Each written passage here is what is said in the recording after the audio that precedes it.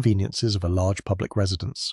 Yet at night, when visitors are gone and the corridors grow still, this room becomes one of the few places where Abraham Lincoln can be almost entirely alone. You enter gently. The first thing you notice is the scale of the furniture. A bed dominates the room, heavy and formal with carved wood, substantial posts and layers of fabric intended to provide comfort in an age before central heating.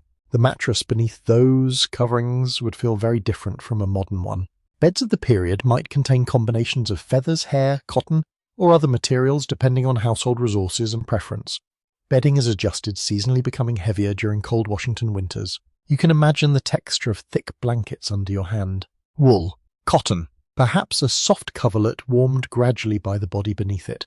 The room itself changes with the weather. In winter, cold air gathers near the windows. Glass panes do little to stop every draft. A fire may burn nearby, sending occasional sparks upward and filling the space with the faint smell of smoke and warmed iron. On summer nights, everything changes. Washington becomes warm and humid.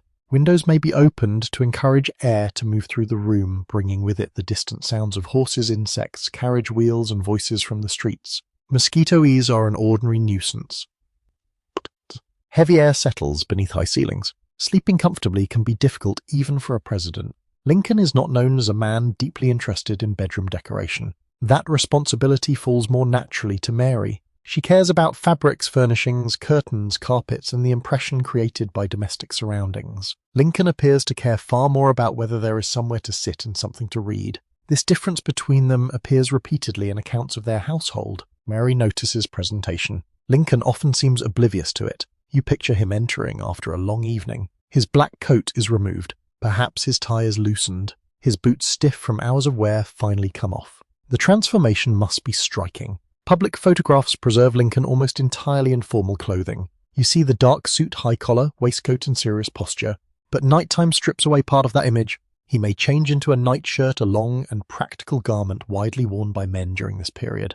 In colder weather, additional layers may be necessary. Peers replace boots. A shawl sometimes appears in descriptions of Lincoln during informal hours. Suddenly, the solemn president looks much more like an exhausted 19th century householder trying to stay warm.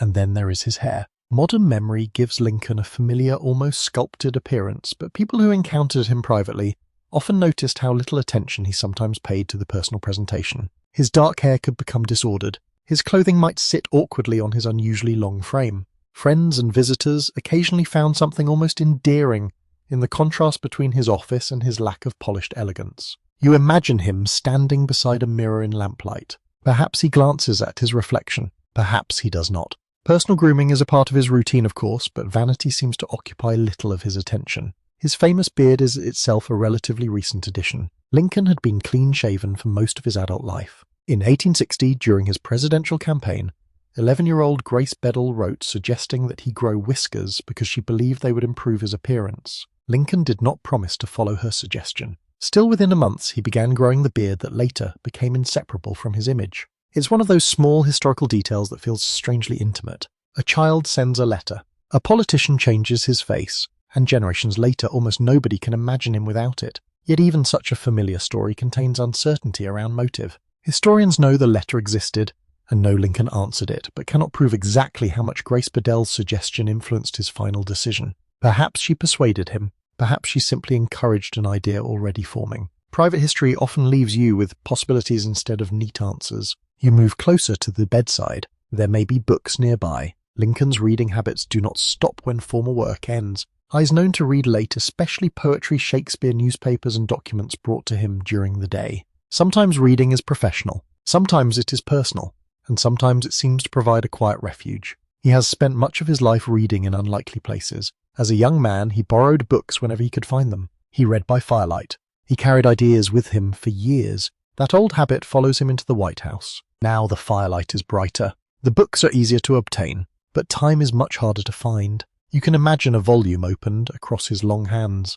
The lamp makes a small circle of gold on the page. Beyond that circle, the room fades into shadow. Perhaps Mary is already asleep. Perhaps she is still awake nearby. Perhaps Lincoln has slipped into another room because he cannot settle. The exact arrangement of their sleeping habits appears inconsistently in later recollections, and the White House itself has undergone major changes since Lincoln's time. Later renovations altered private spaces, significantly making any modern attempt to stand in his exact nighttime environment more complicated than it first appears. The house you are imagining survives partly through plans, inventories, photographs, memoirs, and reconstruction. Some rooms remain recognizable. Others have shifted in purpose. Walls have changed. Furniture has moved. Objects once touched daily have disappeared into museums or private collections. Still, certain personal habits remain unusually vivid. Lincoln often worked very late. He could continue reading documents well beyond the formal end of the day. People brought messages at inconvenient hours. Military news arrived without regard for bedtime.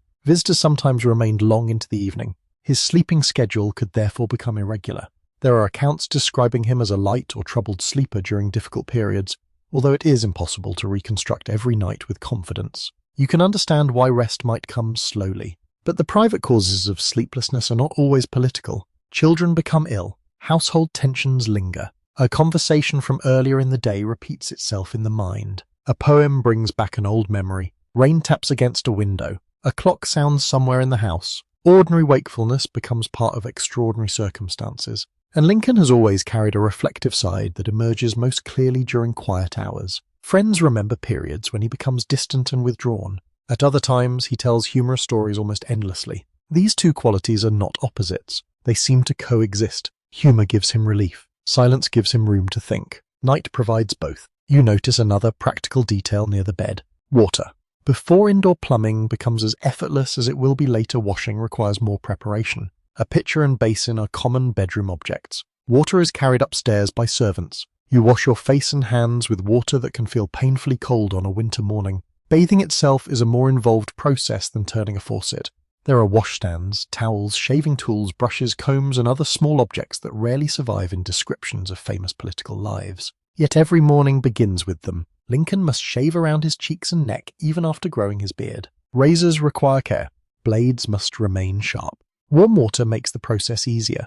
A mirror reflects the long face gradually becoming familiar to millions of people. You can almost hear the soft scrape of metal against skin. The room carries the clean smell of soap. Then another sound comes from outside. Footsteps. A servant passes. The White House is beginning to wake. Lincoln's private mourning will soon disappear. But before that happens, you remain for a little longer in the dim bedroom. A clock ticks steadily. The embers in the fireplace sink lower. His reading has finally stopped. A book rests nearby. Perhaps a page has been marked. Perhaps a folded paper waits for tomorrow. No one records the exact moment when Lincoln closes his eyes. No official document tells you which thought follows him into sleep. That silence is important. It reminds you that even one of the most documented people in American history still possesses hours that history cannot enter.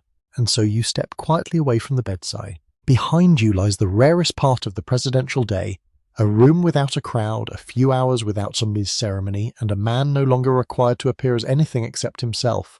Outside the windows, Washington waits for morning. Soon light will enter the room, boots will return to the floor, newspapers will be unfolded, and another strangely informal White House day will begin. Section 3. Morning reaches the White House slowly. Before the corridors fill with petitioners, clerks, messengers, politicians, officers, and curious visitors. There is a brief interval when the building still belongs mostly to the people who live inside it. You wake with Lincoln into that quieter hour. Pale light enters through tall windows and settles across heavy curtains, patterned carpet, wooden furniture, folded clothing, and the small objects left beside the bed overnight. In winter, the room may still feel cold despite the remains of a fire.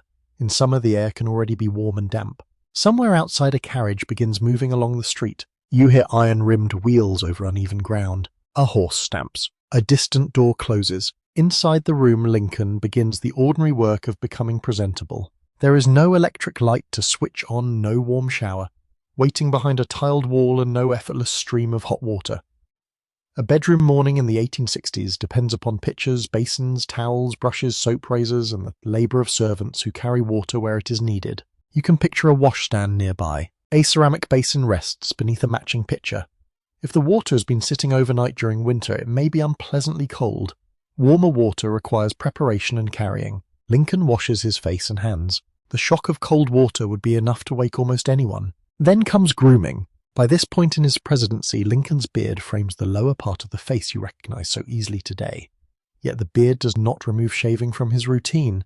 His cheeks and neck still need attention, and 19th century shaving requires patience. A straight razor is a serious little tool. The blade must be kept sharp. It may be stropped against leather before use. Soap is worked into a lather, sometimes with a brush, while a small mirror catches the growing daylight. You imagine Lincoln bending slightly toward it. At 6 feet 4 inches, many ordinary objects seem built for somebody else. He draws the razor carefully along his skin. There is something calming about the repetition. Rinse, wipe, look again. History usually remembers Lincoln's face after the work is finished.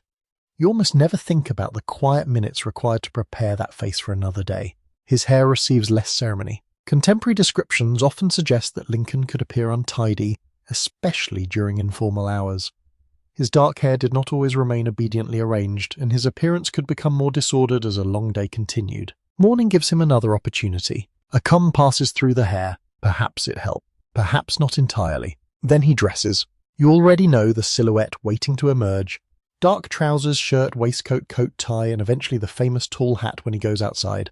But dressing in the White House does not necessarily transform Lincoln into a model of elegance. His clothes can look loose on his narrow body. Sleeves seem stretched by long arms. Trousers emphasize equally long legs. His shoulders often appear slightly stooped. He possesses the proper clothing for the presidency, yet somehow the clothing never completely hides the frontier lawyer beneath it. Friends occasionally joked about his lack of polish. Lincoln himself seems to have understood the effect. He's capable of formal presentation when required, but personal fashion rarely becomes one of his great concerns. You fasten the last pieces of clothing and follow him towards a breakfast. This is where another famous contrast appears. The White House can host elaborate dinners. Its kitchens are capable of preparing formal meals for important guests. Yet Lincoln himself is remembered as a comparatively simple eater. Descriptions of his food preferences vary, and later anecdotes have sometimes become more certain than the evidence allows. Still, several recollections agree that he was not deeply preoccupied with food. He could forget to eat when absorbed in work.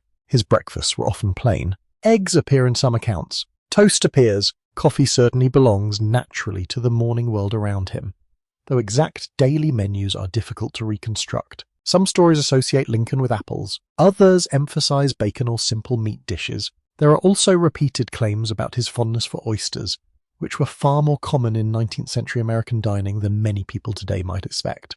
But you should be careful with favorite food stories. Presidents attract them. Over time, a remembered meal can become a lifelong preference, and a casual remark can become a legend. What seems most reliable is the broader pattern. Lincoln eats simply and often without much ceremony. You enter the family dining area. The smell of coffee rises into the room. Bread is warm. Perhaps butter softens beside a plate. A spoon touches china with a small, clear sound. Mary may be nearby. The children may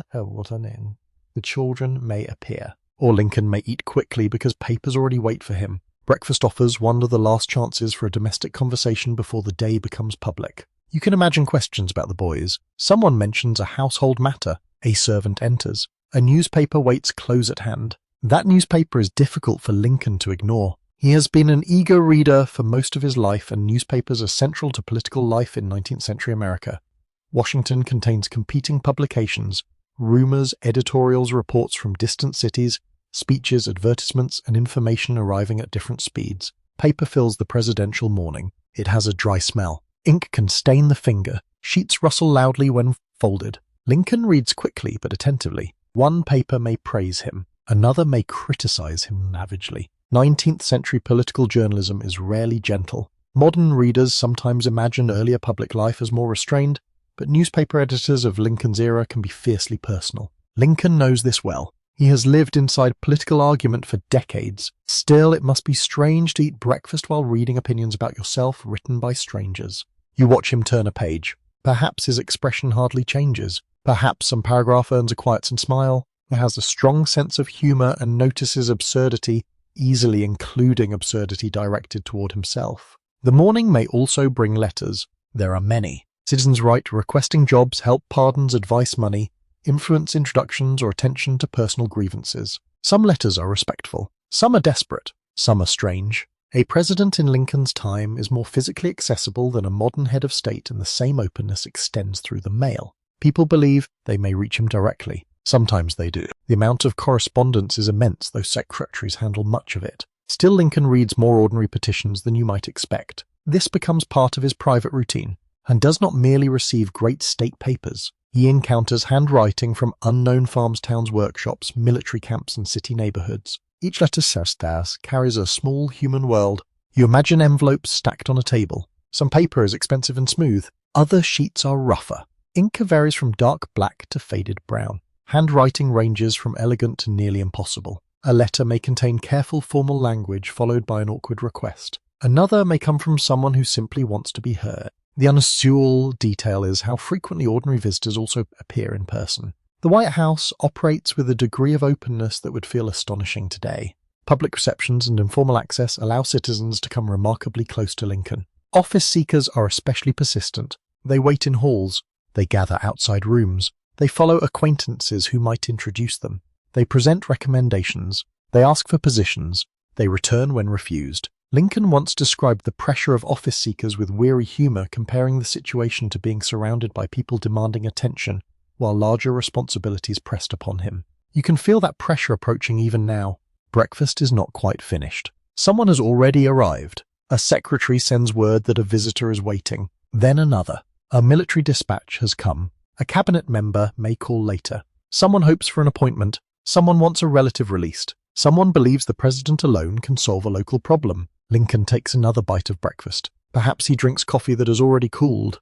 The private morning is dissolving. Before he leaves the family space, there may still be a child nearby. Tad can transform any careful routine into something less orderly. He has little respect for the invisible line separating presidential business from family life. You might hear him before you see him. Quick footsteps. A door. A burst of movement. Lincoln's response is often indulgent. This is a well-established feature of their relationship. He allows Tad freedoms that many 19th century parents would consider excessive. The boy may enter offices, interrupt conversations, or bring his small concerns directly to his father. Lincoln rarely seems offended by the interruption. Perhaps the child reminds him that not everything can be measured in official importance. Perhaps he simply enjoys him. Historians can observe the affection, but private motives remain difficult to know. You follow Lincoln out into the corridor. The temperature changes slightly. Morning light now fills more of the building. Servants move between rooms, carrying trays, water, coal, linens, and messages. Their work creates the invisible structure beneath the household. You hear brushes against carpet. A fireplace is tended. A door is opened to admit another visitor.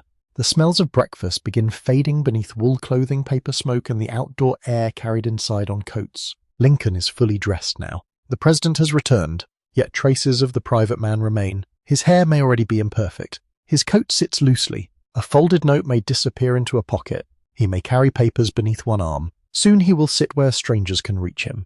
They will look at his face and see the president. You have seen the quieter preparation behind it. You have watched cold water splash into a basin, heard a razor move against skin-smelled coffee beside folded newspapers, and followed a father through a morning repeatedly interrupted by his own household. The public day is beginning, but before you follow him fully into it, your attention settles on the clothing moving with him down the corridor. The dark coat, the long trousers, the worn boots, and waiting somewhere nearby, the tall hat that has become almost as famous as the man beneath it. Section 4. As Lincoln moves farther into the morning, your attention remains on the clothing that follows him everywhere. It is difficult to separate Abraham Lincoln from the dark shape remembered in photographs. The long black coat, the high collar, the narrow trousers, the tall hat rising above an already extraordinary height. Yet when you look closely, his clothing tells a quieter story than the familiar public image suggests. Lincoln is not a man who seems naturally interested in fashion. He understands the importance of appearing respectable, especially after entering national politics, but elegance never becomes effortless for him. You'll begin with the coat. Black clothing carries several useful meanings in 19th century public life. It can look formal, serious, restrained, and appropriate for professional occasions. Dark fabrics also fit the image expected of lawyers, politicians, and other respectable men. Lincoln wears them frequently. The effect is unmistakable, against his pale face and dark beard. The clothing gives him the severe outline later. Artists will reproduce again and again. But photographs hide something important. Fabric moves. It wrinkles. It gathers strangely around elbows. It catches dust. And on Lincoln's long, narrow body, even well-made clothing can look slightly unusual. Contemporaries repeatedly notice his proportions. His arms are exceptionally long. His hands are large. His legs seem to continue almost impossibly beneath his coat. When he stands still, the effect can be impressive. When he folds himself into a chair, elegance becomes more difficult. You can imagine the coat pulling at the shoulders as he leans forward. The cloth brushes against a desk. A sleeve slides upwards slightly as he reaches for a paper. His appearance becomes less like a monument and more like a tall, tired man wearing practical clothes through another crowded day. One well-established detail is that Lincoln cared less about dress than many of the people around him. He could appear rumpled. His clothes were sometimes described as poorly fitted or casually worn, especially when he was among familiar company. This did not mean that he was careless about cleanliness or completely indifferent to convention, and owned appropriate formal clothing. I knew how a president was expected to appear. He simply seems to have lacked the instinct to fuss over it. Mary notices clothing far more closely. She comes from a socially ambitious Kentucky family and understands the language of appearance. Fabric cut presentation and household style matter to her. Lincoln approaches them with less enthusiasm. You can almost imagine the conversations. A coat needs attention. A shirt collar sits poorly. Something should be replaced. Lincoln would rather continue reading. The contrast becomes another small rhythm inside their marriage. You move closer to the fabric itself. A 19th century suit is heavier than many modern equivalents. Wool is common. Layers matter. A shirt comes first, usually made from linen or cotton. Over that, Lincoln may wear a waistcoat. Then comes the coat. The collar rises higher than modern collars, and a necktie or cravat completes the appearance. On colder days, additional outerwear becomes necessary. Washington winters can be raw. Cold rain turns roads into mud. Wind cuts through open spaces around the White House. Lincoln is remembered wearing shawls during informal moments, sometimes draped around his shoulders for warmth. There is something almost domestic about the image. You see him not in the formal stiffness of a public photograph, but wrapped against the cold while moving through rooms late at night. Then there are the boots. They are easy to overlook. Yet Lincoln spends long hours standing walking through corridors, visiting offices, crossing muddy streets and traveling by carriage. Footwear matters. Leather boots are standard for a man of his position. They must be polished. They must endure wet streets. They also carry the unavoidable dirt of 19th century Washington. You hear the sound they make on hard floors, a firm heel, a softer step over carpet, mud drying near the edge of the sole. 7/7 help keep the household clean, but the city itself follows visitors indoors. On wet days, the entrance smells faintly of damp wool and leather. Then your eyes rise toward the most famous object of all, the hat. Lincoln's stovepipe hat has become nearly inseparable from his identity. It exaggerates his height even further. Placed on his head, it turns an already tall man into a figure visible above almost any crowd. The style is not uniquely his. Tall silk hats are fashionable among respectable men during the period. But Lincoln's particular combination of height, narrow build, beard, and towering hat creates an unforgettable silhouette. You imagine seeing him from a distance. First the hat appears, then the shoulders, then the long body beneath it. Yet the hat is more than decorative. Lincoln is associated with the habit of placing papers inside it. This unusual detail appears in contemporary recollections and later biographies. Notes, letters, or other small documents could be tucked into the lining. It is wonderfully practical. A hat becomes an extra pocket. Some later stories turn this habit into something almost comic, as though Lincoln carried an entire filing system above his head. That is probably an exaggeration. Still, the basic habit appears believable enough. He spent years as a traveling lawyer before becoming president. A man constantly carrying papers learns to use whatever storage is available. You picture him removing the hat in a room. A folded memorandum emerges. Perhaps someone has been waiting for that paper. Perhaps Lincoln has forgotten it was there. The detail makes you smile gently. History remembers the hat as a symbol. Lincoln may sometimes have treated it as a container. There are other items. Gloves, a handkerchief, a pocket watch, small personal objects that disappear easily from heroic memory. A watch connects him to the rhythm of appointments and meetings. The ticking mechanism sits close to the body. He may check it before leaving a room, though. Lincoln is not always known for living according to perfectly orderly schedules. His day is too easily interrupted.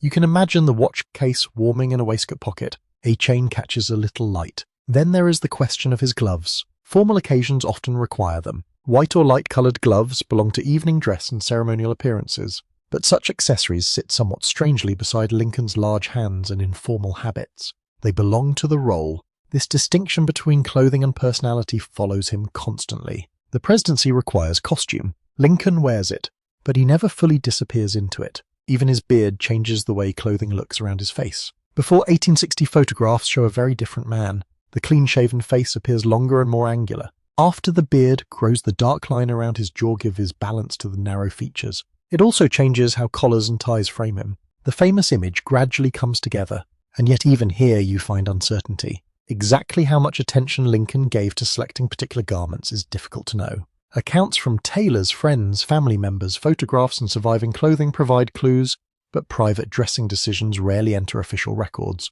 You know what he wore. You know approximately how it looked. You cannot always know why he chose one coat rather than another on a specific morning. Sometimes the answer may simply be convenience. That ordinariness matters. You move through another room and imagine a chair with clothing draped across it after a long day. A coat rests over the back. A pair of boots waits beneath. Perhaps a collar has been removed. The hat sits nearby.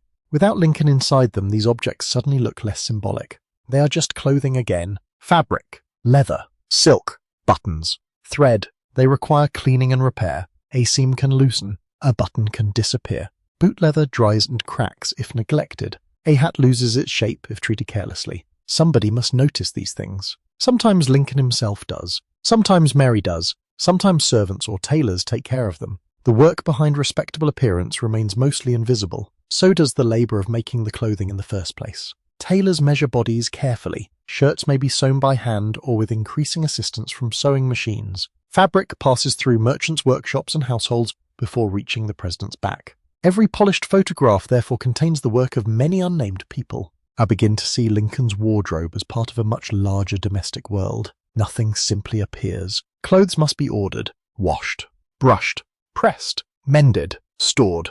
The president may be indifferent to fashion, but the household cannot be indifferent to maintenance. Late in the day, the clothing begins to change again. A formal coat that looked respectable in the morning may now carry creases.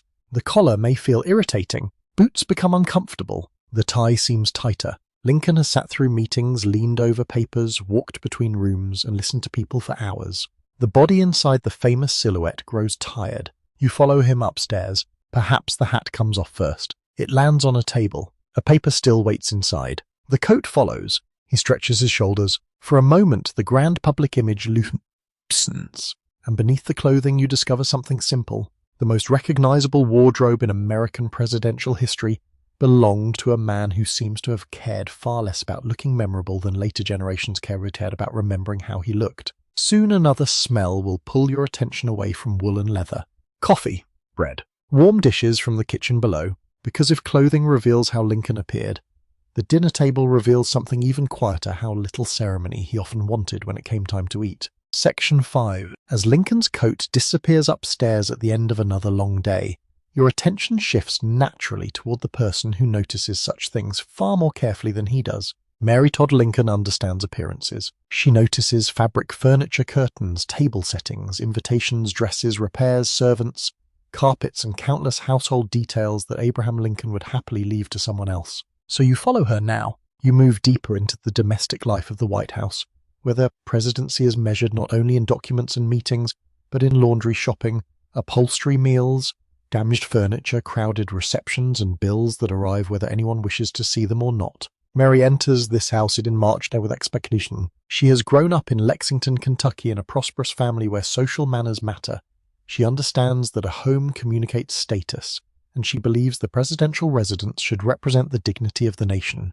The White House she encounters does not entirely satisfy that expectation. Some furnishings are worn. Carpets need attention. Rooms have been used heavily by previous administrations. Visitors pass constantly through public spaces carrying dust and mud from Washington streets. Furniture is scratched. Fabrics fade. Walls require care. You can almost smell the mixture of beeswax, old wood, damp wool, coal smoke and dust caught in thick curtains. Mary begins looking closely. One well-established fact about her White House years is that she spends significant sums redecorating and improving the presidential residence. Congress provides money for furnishing the house, but expenses soon become controversial. Mary exceeds the original appropriation. The problem embarrasses her deeply. Lincoln is unhappy when he learns the scale of the spending and resists asking Congress to cover the excess. The episode later becomes one of the most repeated stories about Mary's time as First Lady. But when you walk through the rooms slowly, the situation becomes more complicated than a simple tale of extravagance. The White House is both residence and public institution. Furniture wears quickly because enormous numbers of people use it. Formal rooms must receive diplomats, politicians, military officers, and members of Washington society. A chair may serve a family one evening and a crowd of strangers the next. Carpets suffer beneath hundreds of shoes. Curtains accumulate soot. Paint fades. Even ordinary domestic maintenance becomes public business. Mary therefore faces a peculiar problem. She is expected to create an impressive household without appearing to care too much about creating one. You stand beside her as fabric samples are examined. Velvet catches the light differently from silk. A patterned carpet looks rich in one room but heavy in another. Colours change beneath gaslight. Furniture that appears elegant in a showroom may seem strangely small beneath the White House ceilings. Mary develops particular interest in French-inspired decoration. Like many fashionable Americans of her era, she associates certain European styles with sophistication. She purchases furnishings, china textiles, and decorative pieces intended to make formal rooms more impressive. Some observers approve, others criticize. And because she's the president's wife during a period of national hardship, every purchase can acquire political meaning whether she intends it or not. I begin to hear whispers beyond the household. People discuss the bills. They discuss her dresses. They discuss where she shops. They discuss whether a first lady should spend so much. Mary lives under constant observation. Even private choices become public property. This is one of the strange burdens of her position. A curtain is never only a curtain. A gown is never only a gown. Someone will decide what it says about her character. Lincoln responds differently to the household. He is far less interested in decoration. You can imagine him entering a recently improved room and noticing almost nothing until Mary points it out. Perhaps that image is too neat. Private conversations between husband and wife were rarely recorded word for word, and later recollections sometimes sharpen differences that may have been more complicated in daily life. Still, their contrasting attitudes toward material surroundings are well supported. Mary cares intensely. Lincoln usually does not. The tension between them can surface around money. Mary sometimes purchases clothing and household goods on credit. Merchants understand the value of serving the presidential family. Bills accumulate. Lincoln, who has spent much of his earlier life living carefully, dislikes unexpected expense. You pass beside a writing desk. Receipts lie nearby. A household ledger is not romantic, but it may tell you more about private life than a formal portrait ever could. Candles, coal, food, fabric, repairs, servant wages, furniture, glassware, laundry. Each expense marks some ordinary need. Behind them stands an entire network of workers. The White House cannot function without servants. During the Lincoln years, household labor is performed by a mixture of workers, including free African Americans, immigrants, cooks, cleaners, doorkeepers, coachmen, and other employees. Their names appear unevenly in historical records. Some are remembered clearly, others nearly disappear. One especially important figure is Elizabeth Keckley. You meet her not merely as a servant, but as a skilled dressmaker, businesswoman, and confidant. Born into slavery, Keckley eventually purchases freedom for herself and her son. By the time she reaches Washington, she has established a reputation as a talented seamstress among prominent women. Mary Lincoln becomes one of her clients. Then something more complicated develops between them. Keckley helps create Mary's clothing, but she also becomes emotionally close to her. You imagine the quiet intimacy of fittings. Fabric is pinned. Seams are adjusted.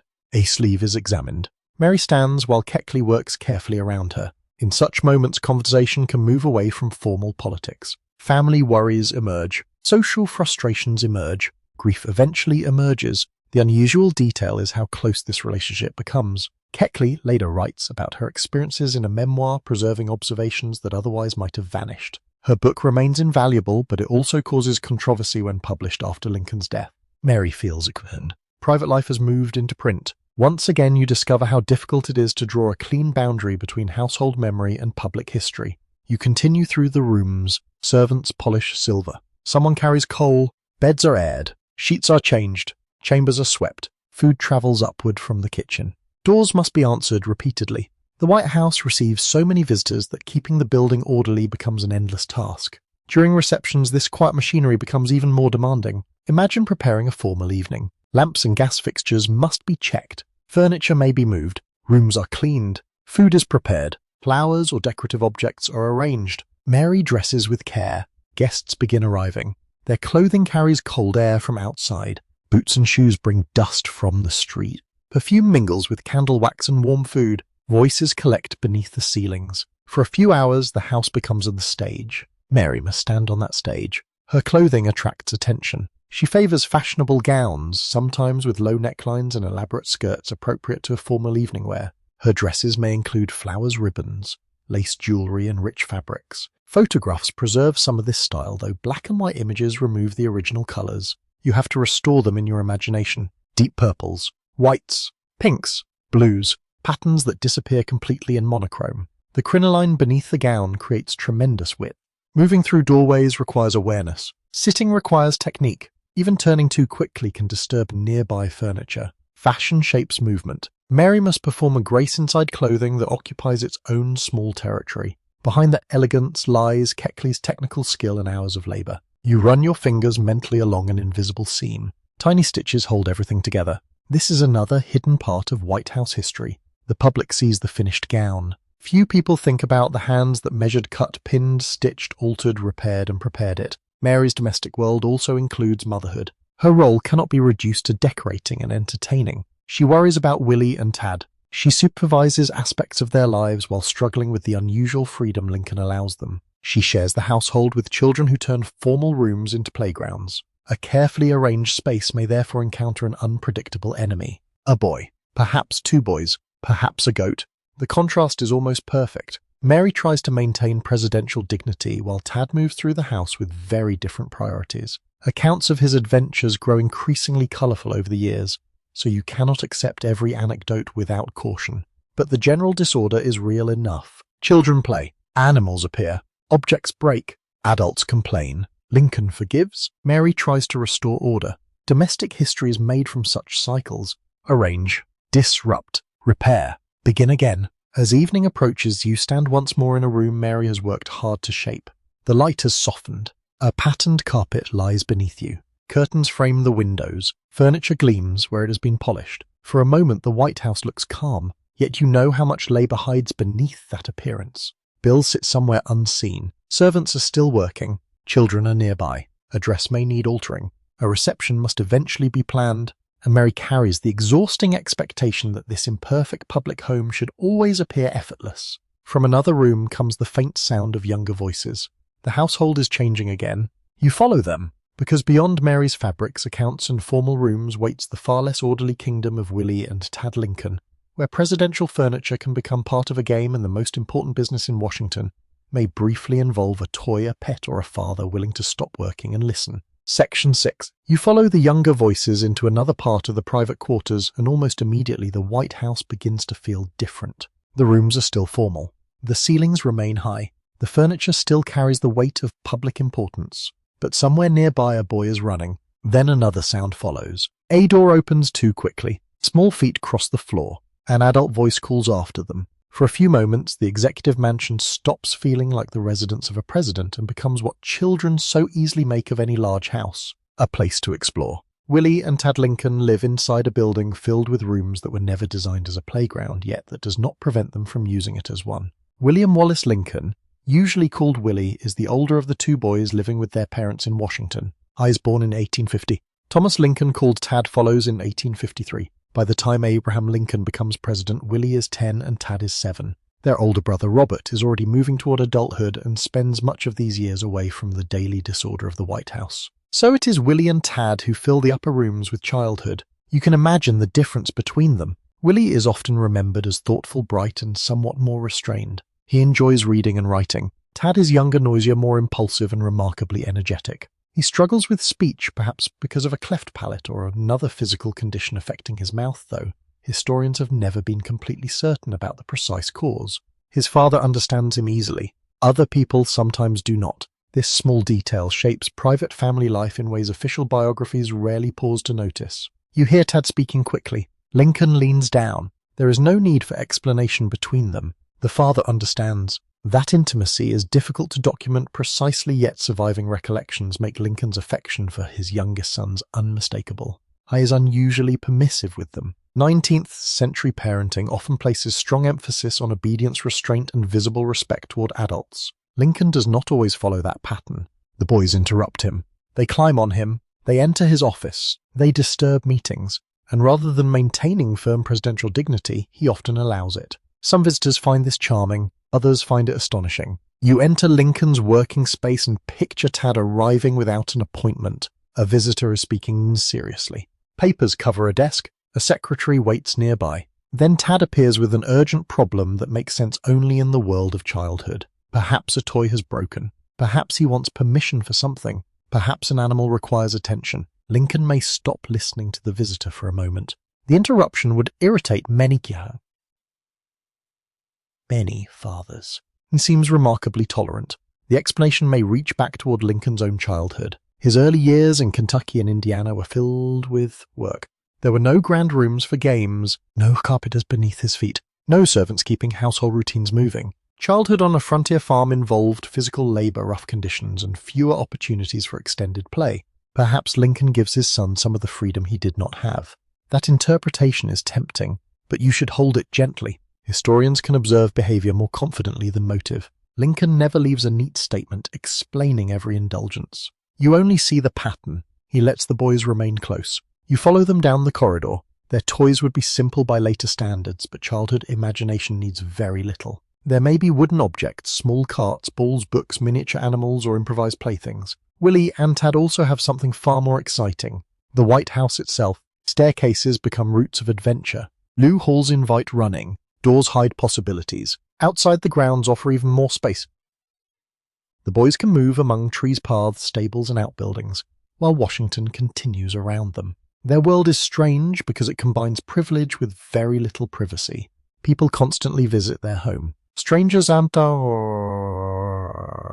enter downstairs. Military officers appear. Politicians occupy their father. Servants move everywhere. A child growing up here learns quickly that unusual adults are part of the furniture. There is also very little separation between family life and government. The boys sometimes interact with soldiers. They encounter clerks and messengers. They see men waiting anxiously to speak with their father. They may hear conversations whose seriousness is far beyond childhood understanding. Then they return to a game. This contrast follows them every day. One unusual detail survives in stories about a small printing press. Willie and Tad are said to have created their own little newspaper while living in the White House. Accounts refer to their playful publication as a kind of household newspaper produced with a miniature press. Exactly how regularly they printed it and what survives from those efforts is less certain. The story has been repeated through generations and some details have blurred, but the possibility fits naturally with Willie's interest in writing and with the boys' tendency to turn their unusual surroundings into play. You imagine the press, tiny pieces of type, ink, paper, a boy carefully arranging letters, another waiting impatiently. The finished page may contain jokes, announcements, or observations meaningful only to the household. Perhaps servants become readers. Perhaps their father receives a copy. It is a delightful reversal. Downstairs, newspapers across the country print opinions about Abraham Lincoln. Upstairs, his sons may be printing something of their own. You smile at the thought. The boys also have pets, many pets. Their animal world is one of the most charming parts of the Lincoln household. There are dogs, goats, horses, and other creatures associated with the family at different times. Tad is especially attached to animals. The famous goats Nanko and Nanny become part of this domestic landscape. You hear a faint bleating from outside. A servant glances toward the sound. Perhaps nobody is surprised anymore. The goats can pull small carts for the children. They wander around the grounds. Later stories even describe one of them appearing in places where presidential livestock is not normally expected. As with many White House anecdotes, the more elaborate versions should be treated cautiously. Memory likes to decorate stories involving children and animals. Still, the presence of goats itself is well established. You step outside. The air smells of grass, damp earth, horse leather, and wood smoke drifting from the city. A goat pulls a small cart. Tad is nearby. Willie may watch or join. Their father occasionally observes from a window or walks among them when time allows. It is easy to forget how much larger the White House grounds once feel in relation to the surrounding city. Washington is expanding, but the presidential residence still contains something of a semi-rural atmosphere. Animals do not seem completely out of place. The stable is nearby. Horses are necessary transportation. Carriages come and go. The sounds of hooves belong naturally to each day. For the boys, this means the presidential home contains many things to touch, climb, follow, feed, or investigate. You return indoors. A carpet now carries evidence of outdoor activity. Perhaps muddy shoes have passed across it. This cannot please everyone. Mary has spent money and effort improving these rooms. The boys have very different ideas about their purpose. There are recollections of Willie and Tad being allowed to behave with astonishing freedom, and visitors sometimes criticize Lincoln for failing to discipline them more strictly. He seems largely unmoved. If a secretary objects, Lincoln may smile. If someone complains about noise, the children often remain. His indulgence is particularly striking because Lincoln can be surrounded by grave matters and still make room for them. You watch him sitting in a chair. Tad leans against him. Perhaps the boy climbs onto his lap. Lincoln continues reading. His long arm holds a paper while the child occupies the remaining space. It is an image far removed from the stiff portraits of the period. Then Willie appears. His relationship with his father seems quieter. Willie is old enough to talk with Lincoln about books and ideas. Accounts describe him as intelligent and sensitive. There is a gentleness in the surviving descriptions. You can imagine him reading near a window while winter light falls across the page. Perhaps he shows something he has written. Lincoln listens. The sound of the building continues beyond them. Doors, footsteps, distant conversation, a fire settling in the grate. These small interactions become precious because you know something the family does not yet know. Willie's life will be short, but you do not hurry toward that sorrow. For now, he is simply a boy inside his home. He plays, he reads, he writes. He teases his brother. He moves through familiar rooms without thinking that later generations will search those same spaces for traces of him. That is how private history feels while it is happening. Nobody calls it history. It is breakfast, a toy, a scratched table, a child asking a question, a goat needing to be fed. You pause near the end of the corridor. The light outside is fading. Willie and Tad are still somewhere nearby. Perhaps their voices reach you from another room. Lincoln has returned to work, but the children remain woven through his day. They are not separate from the presidency. They live directly inside it, and as you listen to the household settle, another presence makes itself known from beyond the doorway. A dog's movement, a horse in the stable, a goat calling from the grounds. Because the Lincoln children do not occupy this strange White House world alone. They share it with an assortment of animals that bring warmth, disorder, and a surprising amount of personality into the president's private home. Section 7. The sound from the grounds draws you away from the children's corridor and toward one of the gentlest corners of the Lincoln household. Animals are everywhere. Not literally in every room, of course, but often enough that the White House during Lincoln's presidency feels less like a sealed government building and more like a large, slightly unruly family home. You step outside again. The air carries the smell of damp soil, straw leather, and horses. Washington is still a city where animals shape daily movement. Carriages depend on them. Messengers ride them. Stable workers feed, brush, harness, and clean them.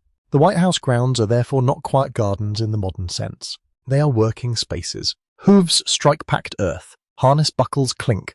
A carriage wheel creaks. From somewhere nearby comes the unmistakable sound of a goat. Tad would approve. The Lincoln family's animals become an important part of its private life because they create something politics cannot easily provide. Ordinary companionship. One of the best established animals in Lincoln's earlier family life is Fido, a yellowish dog owned by the Lincolns in Springfield, Illinois. Fido does not move with the family to Washington. This small decision tells you something about both the household and the journey ahead.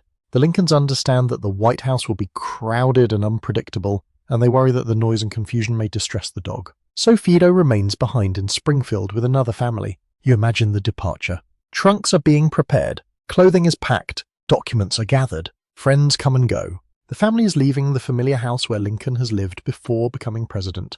And somewhere in that transition is a dog that will not be coming. Fido's story becomes unexpectedly poignant. The Lincolns reportedly leave instructions that he should be treated kindly and allowed familiar comforts. Later accounts say they do not want him tied up constantly or scolded harshly. Some details come from recollections recorded after the fact, so the exact wording cannot always be verified. Still, the broader story is well supported. The president-elect leaves his dog behind rather than force him into an environment that may make him unhappy.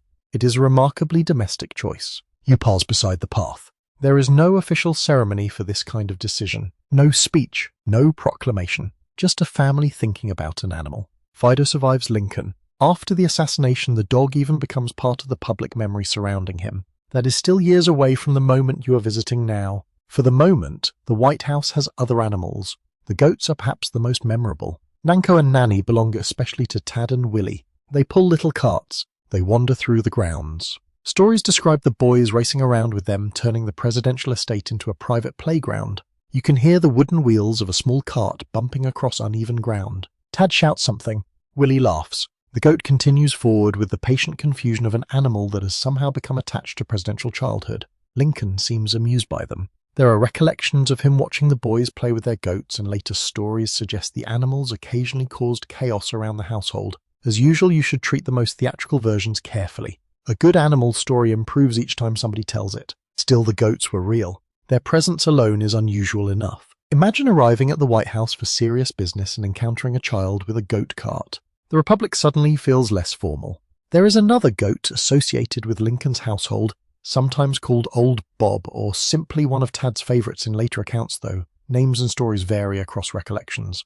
This is an area where historical certainty becomes softer. Different memoirs do not always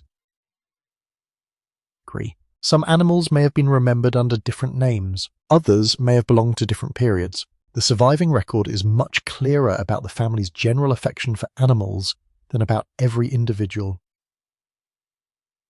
And that affection is unmistakable. Lincoln himself appears to have liked cats. Several famous stories describe his gentleness toward them. One widely repeated account places him at General Ulysses S. Grant's headquarters in Virginia, quietly feeding kittens during a wartime visit.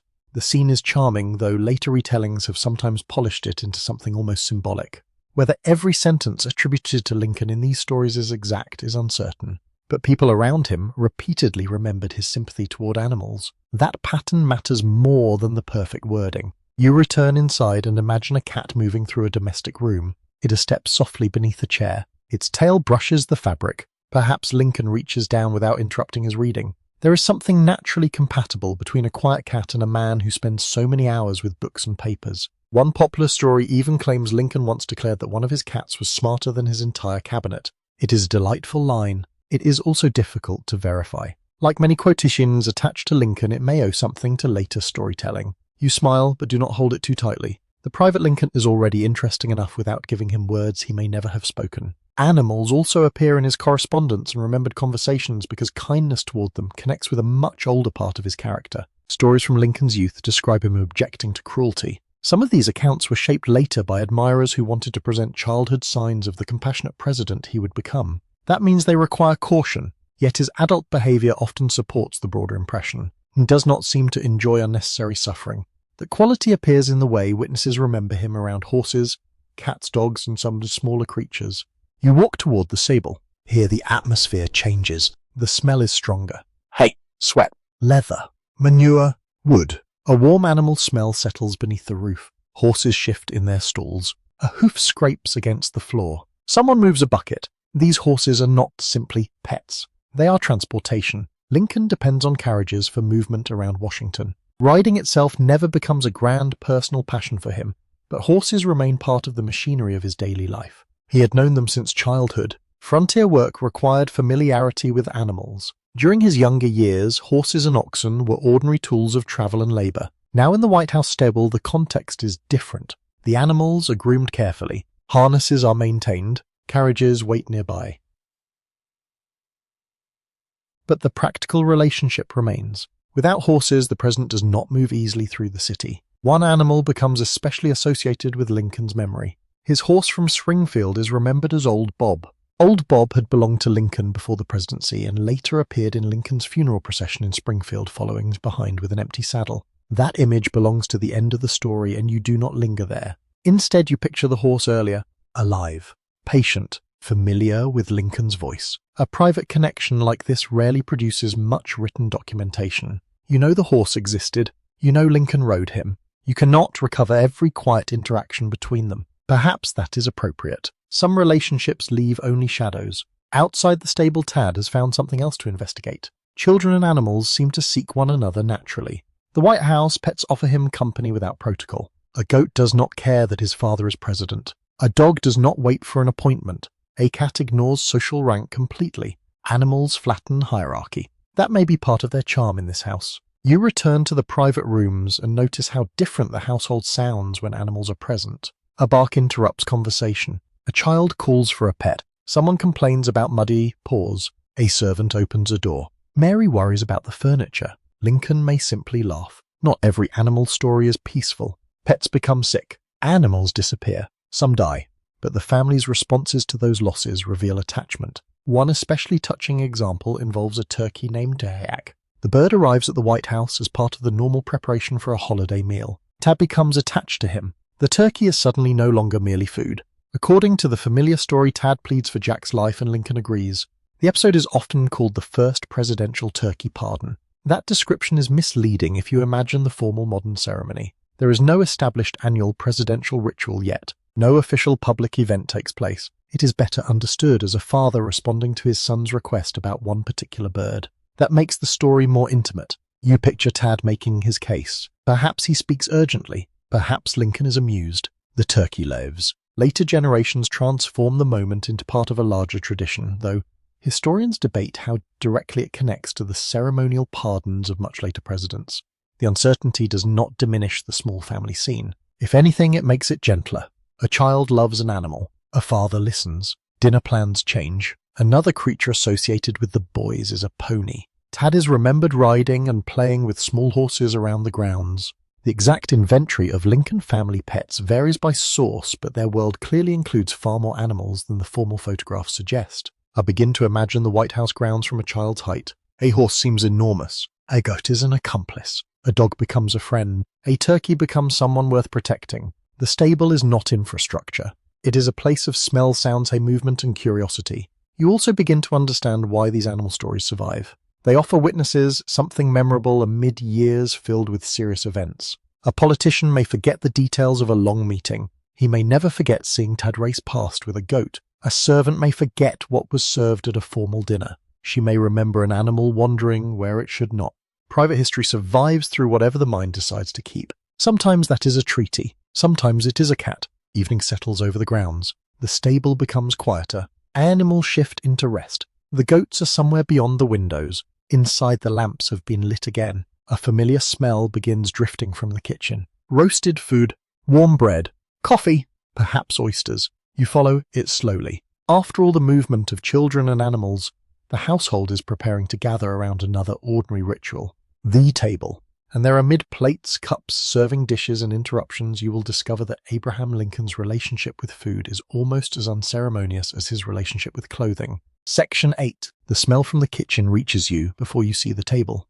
Warm bread, coffee, cooked meat, perhaps oysters, perhaps something simpler. After following Lincoln through bedrooms, clothing children, pets and the restless corridors of the White House, you now arrive at one of the most ordinary places in any home. The dining room. Here the president becomes simply a man who has to eat. Yet even this small daily necessity reveals something unusual about Abraham Lincoln. He appears to have cared surprisingly little about food. This does not mean he disliked eating. It means meals rarely seemed to occupy the center of his attention. He could become so absorbed in work that food cooled beside him. He might eat quickly, and sometimes accepted simple dishes without much concern for variety. Compared with Mary, who understood formal dining as part of White House presentation, Lincoln seems almost indifferent to culinary display. You take a seat nearby. The table itself reflects the household's double life. At one moment, it may hold a quiet family breakfast. At another, it may be prepared for important visitors. White cloth covers the surface. China catches soft light.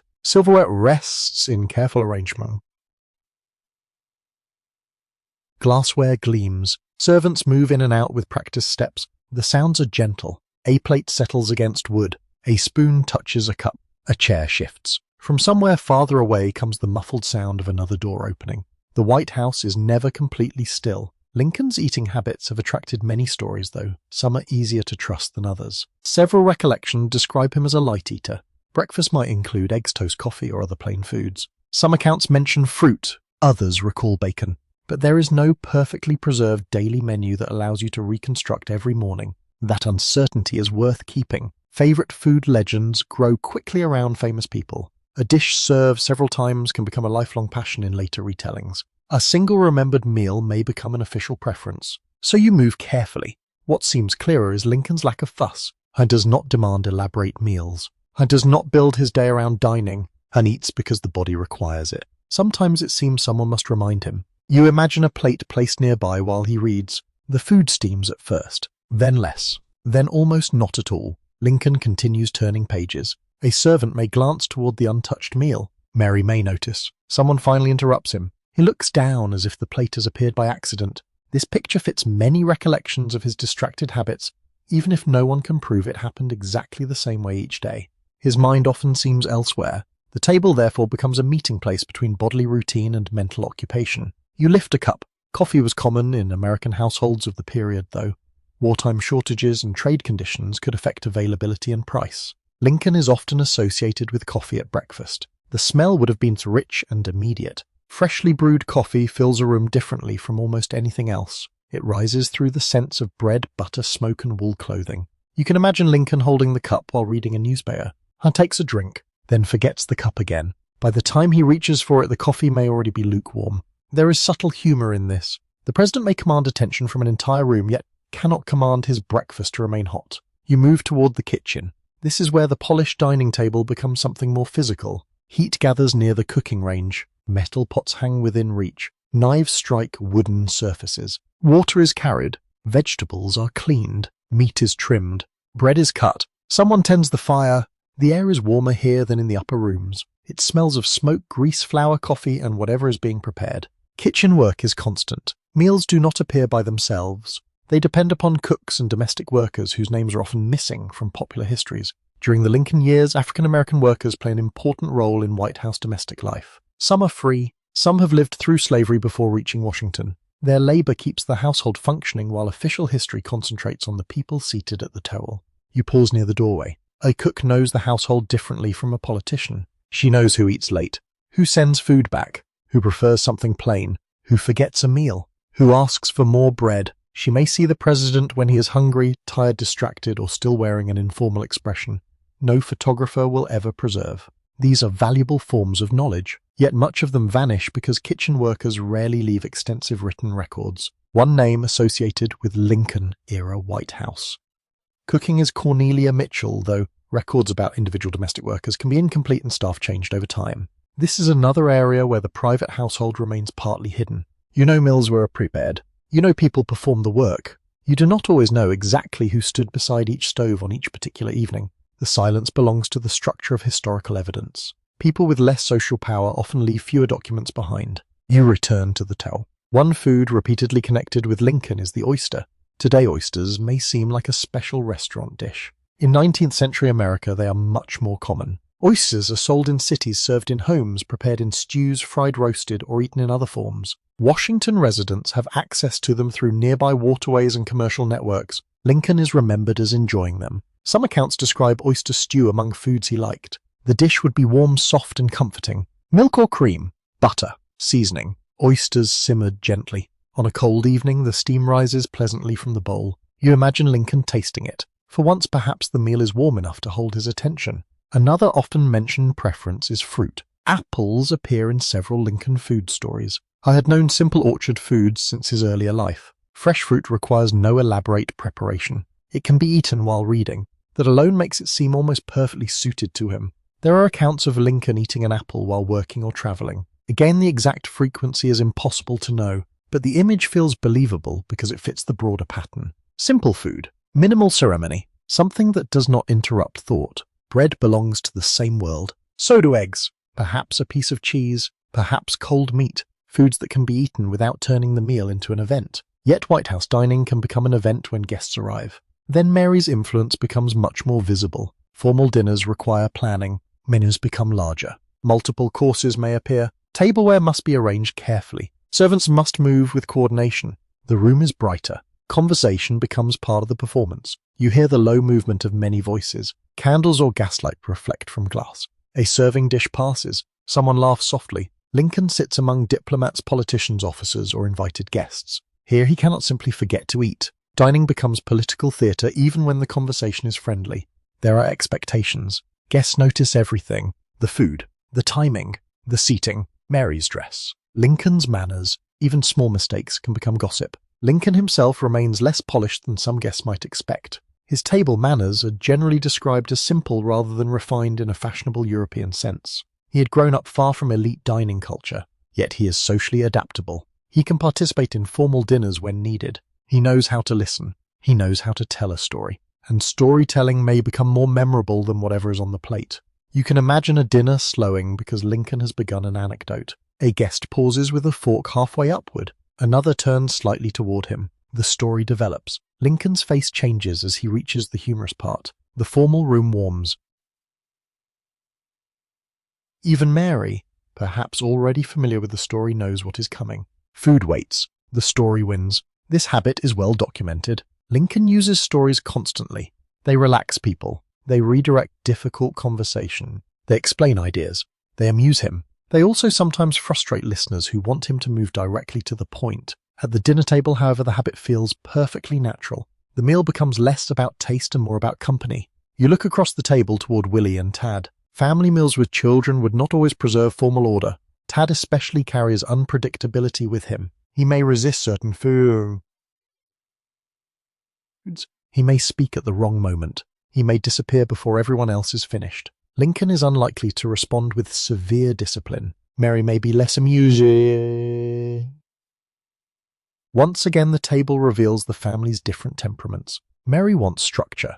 Lincoln tolerates disorder. The boys create it. You can almost hear the rhythm repeating. A spoon falls. A chair moves. Someone tells Tad to sit properly. Lincoln smiles. Not every meal is cheerful. The White House dining room also witnesses worry, illness, fatigue, and grief. At times, appetite disappears. When Willie becomes seriously ill in early 1862, ordinary household routines change completely. But that story waits farther ahead. For now, the family still gathers. The table remains a place of bread, conversation, newspapers, children, and unfinished cups of coffee. You notice another quiet detail. Food itself depends on a much larger city network. Milk must arrive. Meat comes from markets. Vegetables depend on season and supply. Ice may help preserve food. Flour arrives in sacks. Coffee travels astonishing distances before reaching Lincoln's cup. Even a simple breakfast contains invisible journeys. The president may barely notice them. The kitchen staff cannot afford to. They must know what is available, what has spoiled, what can be substituted, what guests require, what the household can use tomorrow. The rhythm is practical and repetitive. Morning after morning, dinner after dinner. That repetition is what makes a home feel inhabited. You remain as the evening meal ends. Plates are removed. Crumbs remain on the cloth. A cup leaves a faint ring. The room begins to empty. Servants carry dishes back toward the kitchen where washing and preparation for another meal will continue. Lincoln rises. Perhaps he has eaten little. Perhaps tonight he has eaten enough. No one writes it down. He moves toward another room, already thinking about something else. You stay behind for a moment. The table looks strangely quiet without people. Then you realize how much private history has passed across its surface. Family conversation, children's complaints, formal guests, cooling coffee, simple fruit, oyster stew, unread letters placed beside plates, stories told while food waits, and beyond the dining room another set of White House spaces waits almost unseen. Rooms that visitors rarely entered. Small passages, family chambers, dressing areas, corners used for storage or quiet retreat. So you leave the table and follow the softer light toward those hidden rooms where the public mansion becomes private again. Section 9. You leave the dining room after the last dishes have been carried away and follow the dimmer passage beyond it. The White House changes when you move away from the spaces intended for guests. Rooms become quieter. Furniture becomes more practical. Doors are closed more often. The air feels different here, touched by the smells of linen, wood, extinguished lamps, soap paper, and the faint smoke of fireplaces burning elsewhere in the house. These are the rooms visitors rarely see. They do not appear often in paintings.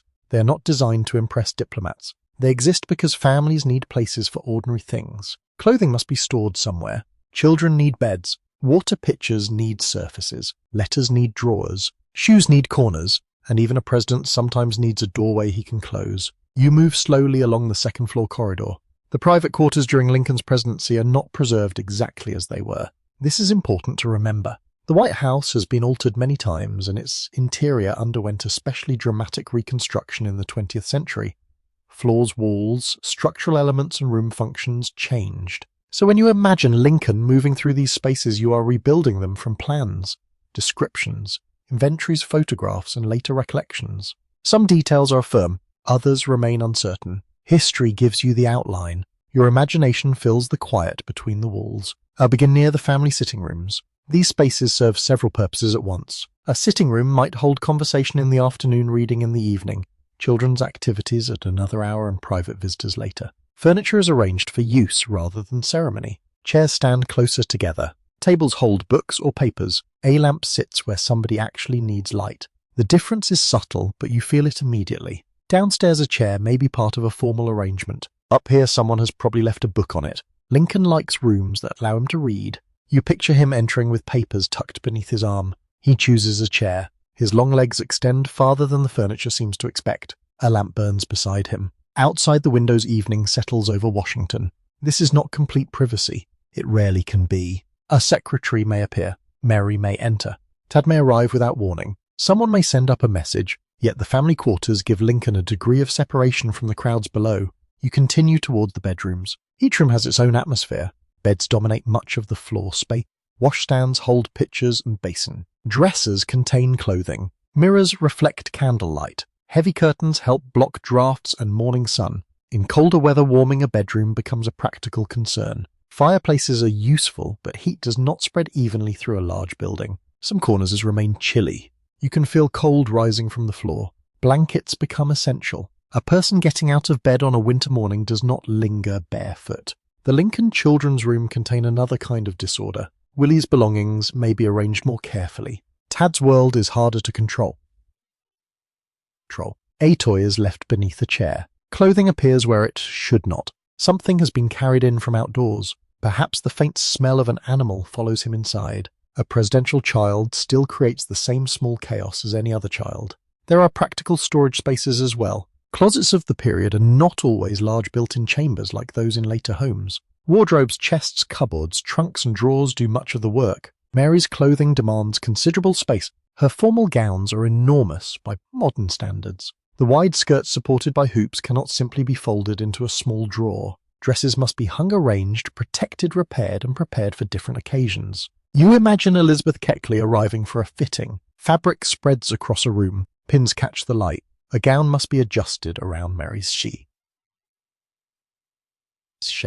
The work is delicate. A tiny mistake can change how the whole garment hangs. Besides such elaborate clothing, Lincoln's wardrobe seems almost austere.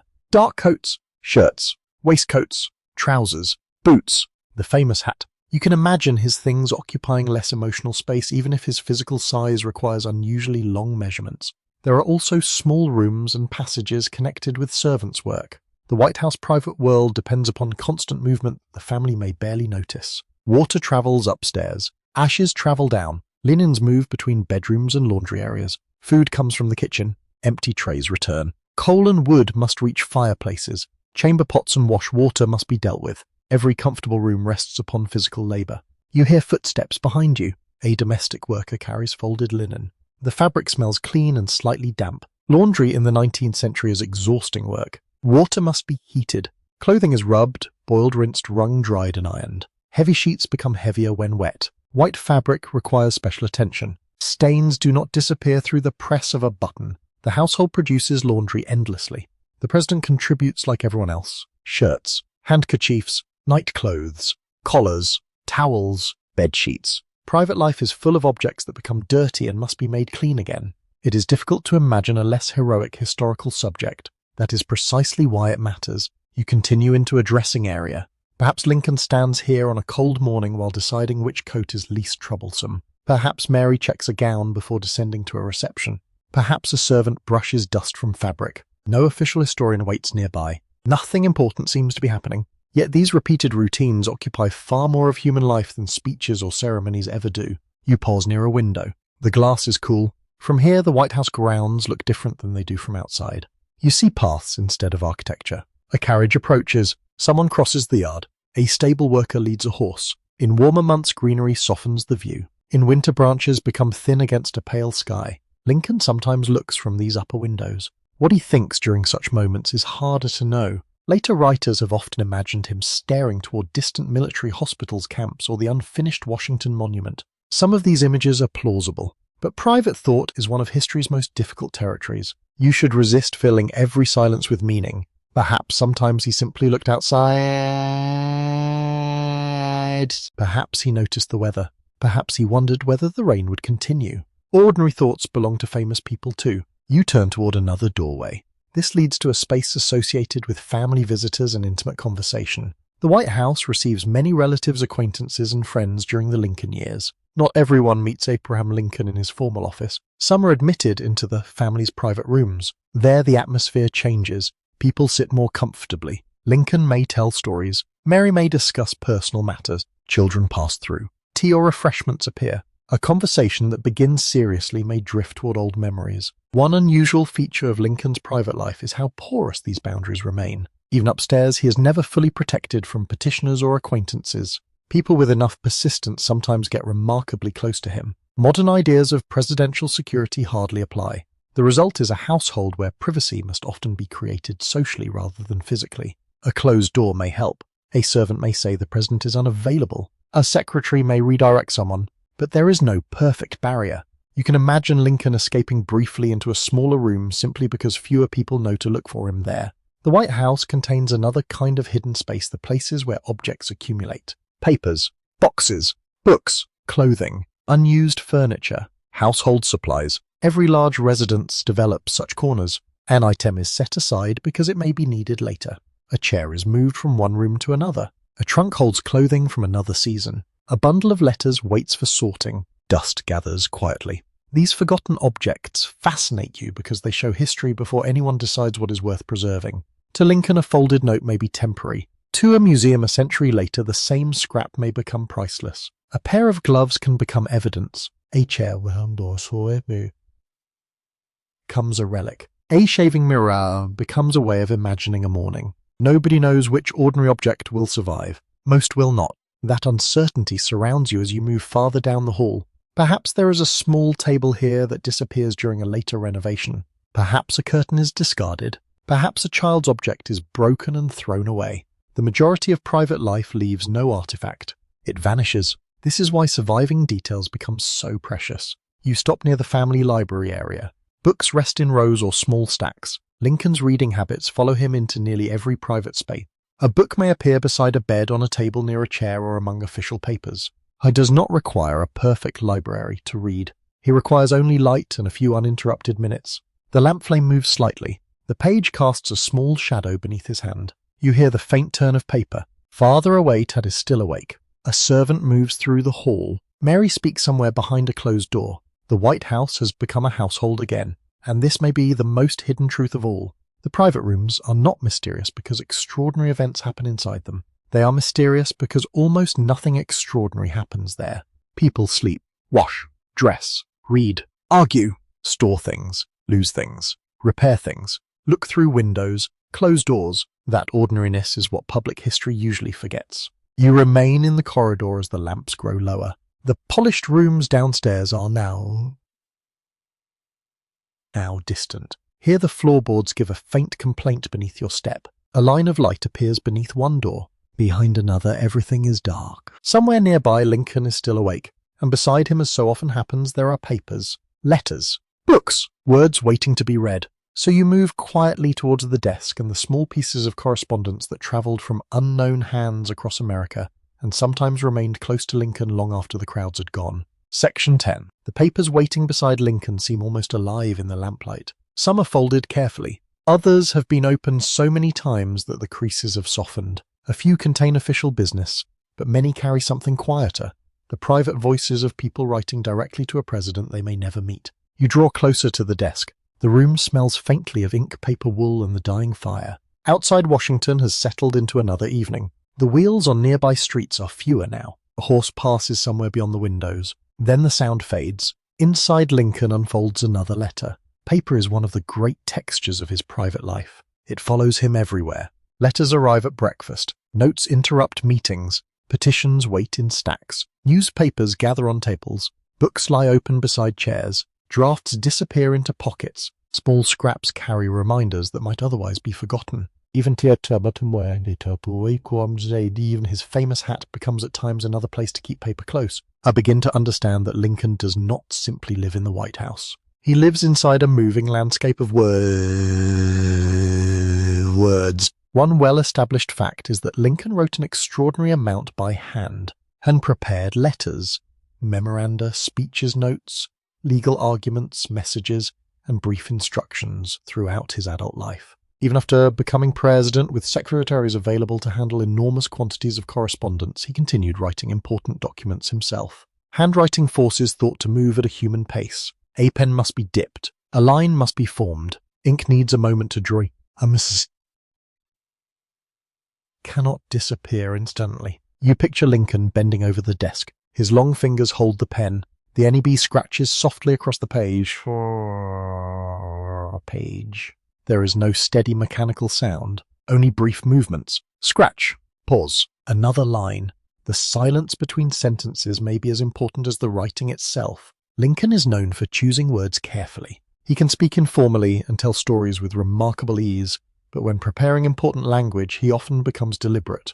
He revises. He removes unnecessary words. He tests sentences for rhythm. That habit does not begin in the White House. As a lawyer and politician, he has spent years training himself to express complicated ideas plainly. Now that discipline enters private rooms late at night, you notice a small sheet lying nearby. It may contain only a few lines. Not every piece of Lincoln's writing is intended for public eyes. Some documents remain private because he deliberately keeps them that way. One of the most unusual examples comes in 1804. Lincoln writes a memorandum during a period when he expects that he may lose the upcoming presidential election. Instead of circulating it, he folds the paper and asks members of his cabinet to sign the outside without reading what he has written inside. The document states in essence that if he loses, he will need to cooperate with the president-elect to preserve the government before the transfer of power. It is sometimes called the blind memorandum. The detail is striking. Lincoln writes something important. Then he hides the words. The cabinet members sign a folded page whose contents they do not know. Only later does the meaning become clear. You imagine the folded paper in your hand. It weighs almost nothing, yet it carries a private acknowledgement of uncertainty, a president preparing quietly for the possibility of defeat. This is not the Lincoln of monuments. It is Lincoln thinking through what might happen if the country chooses someone else. You turn toward another group of papers. Letters from ordinary citizens arrive constantly. Some writers ask for the government positions. Others ask Lincoln to help relatives. Parents write about sons. Wives write about husbands. Soldiers write about themselves. Children sometimes write too. Many people seem to believe that if their words can somehow reach Lincoln personally, he may respond. Sometimes he does. This accessibility is one of the most unusual features of 19th century presidential life. The distance between citizen and president can feel surprisingly small. A person may write from a rural town, send the letter to Washington, and hope that Abraham Lincoln himself eventually sees the page. Of course, secretaries filter much of the enormous correspondence. Not every letter reaches him. No one could read everything. Yet Lincoln is known to review many personal requests, especially cases involving soldiers and punishment. That habit can consume time. You watch him open another petition. The handwriting is cramped. The writer has tried to fit as much as possible onto a small sheet. Paper costs money. Postage matters. Ink may be poor. The message may contain spelling errors. Lincoln does not require elegant writing before taking a request seriously. He reads, "Perhaps the letter concerns a soldier accused of desertion. Perhaps a mother asks for mercy. Perhaps somebody seeks a pardon." Lincoln becomes particularly known for intervening in some cases where he believes punishment is too severe. The legal and military circumstances vary greatly, and later stories occasionally exaggerate the frequency of presidential mercy. Still, enough documented examples survive to make the pattern clear. Lincoln often prefers leniency when circumstances allow it. He sometimes writes brief endorsements directly onto petitions. The handwriting can be astonishingly simple. A few words may change the course of someone's life. You imagine the moment. A stranger has spent hours composing a desperate request. The letter travels for days. It passes through offices. Finally, Lincoln reads it. Then his pen moves across the margin. Short sentences, no ceremony. The page begins its journey back through the government. The unusual power contained in such ordinary paper feels almost unreal. Yet not every letter is answered. Many disappear into files. Some are lost. Others survive only because a clerk preserved them. This uncertainty shapes everything you know about Lincoln's private correspondence. The surviving archive is enormous, but it is not complete. You see only what happened to remain. A casual note destroyed by a recipient is gone forever. A family conversation never written down leaves nothing at all. A discarded draft may contain a sentence no historian will ever know. Private history is built partly from absence. You move toward a drawer. Inside might be correspondence from old friends, political allies, acquaintances from Illinois, or members of the Lincoln family. His letters to family members can reveal a different tone from formal presidential writing. There is affection. Practical advice. Money concerns, health inquiries, occasional frustration. One person who remains important is his eldest son, Robert. Robert Todd Lincoln is away from the White House for much of the presidency, studying at Harvard before later joining the army. His physical absence means letters become part of family connection. Mary worries about him. Lincoln does too. The details of their relationship are more complicated than the warm closeness Lincoln shares with Willie and Tad. Robert is older. He is forming an independent life. The father he knew in Springfield has become president. Distance changes families in subtle ways. You can imagine Lincoln reading news from Robert and then placing the letter down more carefully than an office petition. No clerk can answer this one for him. Family correspondence carries another kind of weight. Some letters are connected to Mary. Their marriage leaves a record that is both rich and incomplete. Many private exchanges are lost, and historians disagree over how to interpret aspects of their relationship. Later accounts often present the marriage in dramatic extremes. Some emphasize conflict, others emphasize affection and loyalty. The truth was probably more textured. You should be cautious whenever private lives are reduced to a single mood. Marriage lasts through ordinary days, arguments, shared memories. Children, financial pressures, illnesses, ambitions, disappointments, and moments of tenderness that outsiders rarely see. Letters provide clues. They do not provide the whole marriage. You return to Lincoln's handwriting. Sometimes he writes something and decides not to send it. This is one of his most revealing habits. A famous example comes from his earlier political life when he could compose angry letters and then hold them back. During the presidency, a particularly notable unsent letter is written to General George Meade after the Battle of Gettysburg. Lincoln is deeply disappointed that the Confederate Army escapes across the Potomac. He drafts a strong letter expressing that disappointment. Then he does not send it. The document survives. That decision gives you a rare glimpse into Lincoln's emotional discipline. He can write frustration onto paper without necessarily delivering it to another person. The page absorbs the anger. The relationship does not have to. You imagine the letter resting on his desk. He has said what he wants to say, at least to himself. Then he stops. Perhaps he rereads it. Perhaps he realizes that sending it will accomplish little. Exactly what passes through his mind cannot be known, but the unsent letter remains. Silence becomes part of the document. This habit suggests something useful about Lincoln's private world. Writing is not always communication. Sometimes it is thinking. Sometimes it is release. Sometimes the safest recipient is a drawer. You hear the pen again. There are also tiny notes written for immediate use. Names, appointments, instructions, fragments. Lincoln's writing sometimes appears on whatever paper is available. These scraps lack the grandeur of formal manuscripts, yet they bring you closer to the actual movement of his day. A thought arrives. He captures it before it disappears. You can imagine one slipping into a pocket, another goes beneath a paperweight. A third is folded and placed into his hat.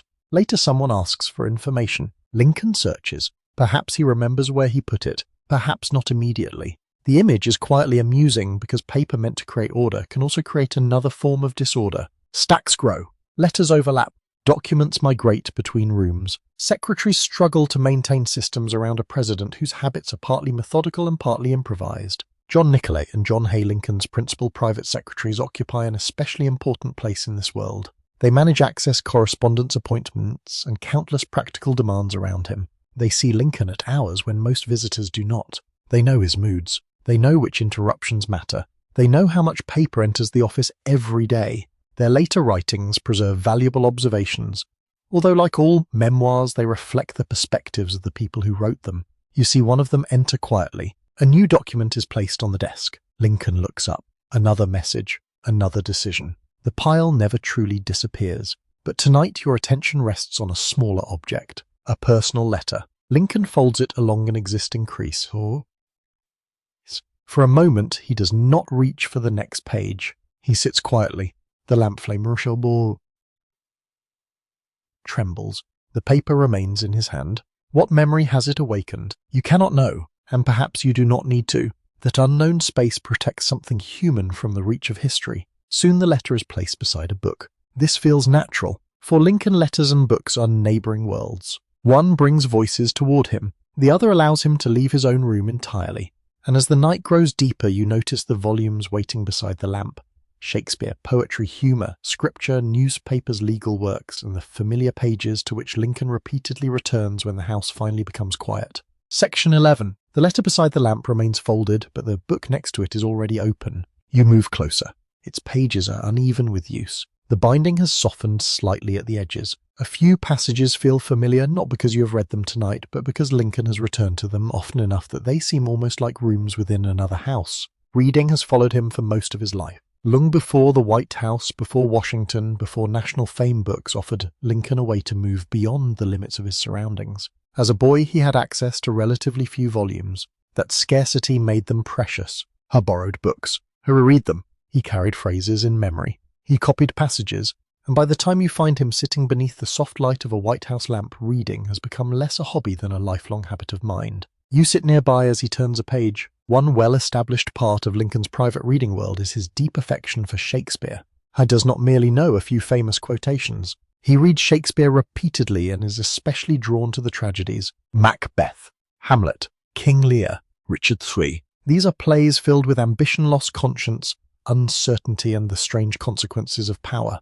It is easy for later readers to make too much of that connection. You should be cautious. Lincoln did not necessarily open Macbeth each evening as a mirror of his own life, but there is no doubt that he admired Shakespeare deeply, and sometimes recited passages aloud. Friends remembered him discussing scenes and characters at length. You can imagine the sound of his voice changing as he reads. Lincoln's speaking voice was often described as higher and more penetrating than modern audiences might expect from his appearance. It could sound sharp at first, but when he became absorbed in a story or poem, listeners noticed its expressive quality. Now that voice fills a private room, not loudly, just enough. A line of Shakespeare moves through the lamplight, then silence returns. I'll begin to understand that Lincoln often experiences books through sound as well as sight. Reading aloud helps him hear the shape of language. This habit goes back to his youth. Accounts describe him reading aloud to himself sometimes, to the annoyance or amusement of people nearby. Words become clearer when unspoken. Rhythm reveals awkwardness.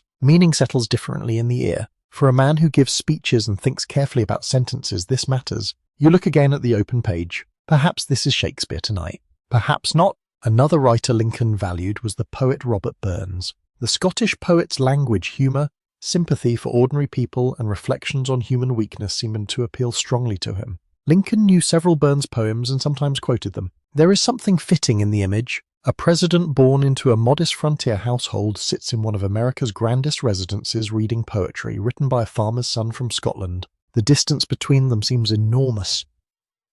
Enormous. The emotional distance may be much smaller. Books create strange companionships. Lincoln also knew this Bible extremely. Whatever historians may debate about the precise nature of his personal religious beliefs, the language of the King James Bible shaped his speech profoundly. His rhythms appear naturally in his public writing. I knew its stories, images, cadences, and moral vocabulary. This familiarity came partly from the culture in which he grew up.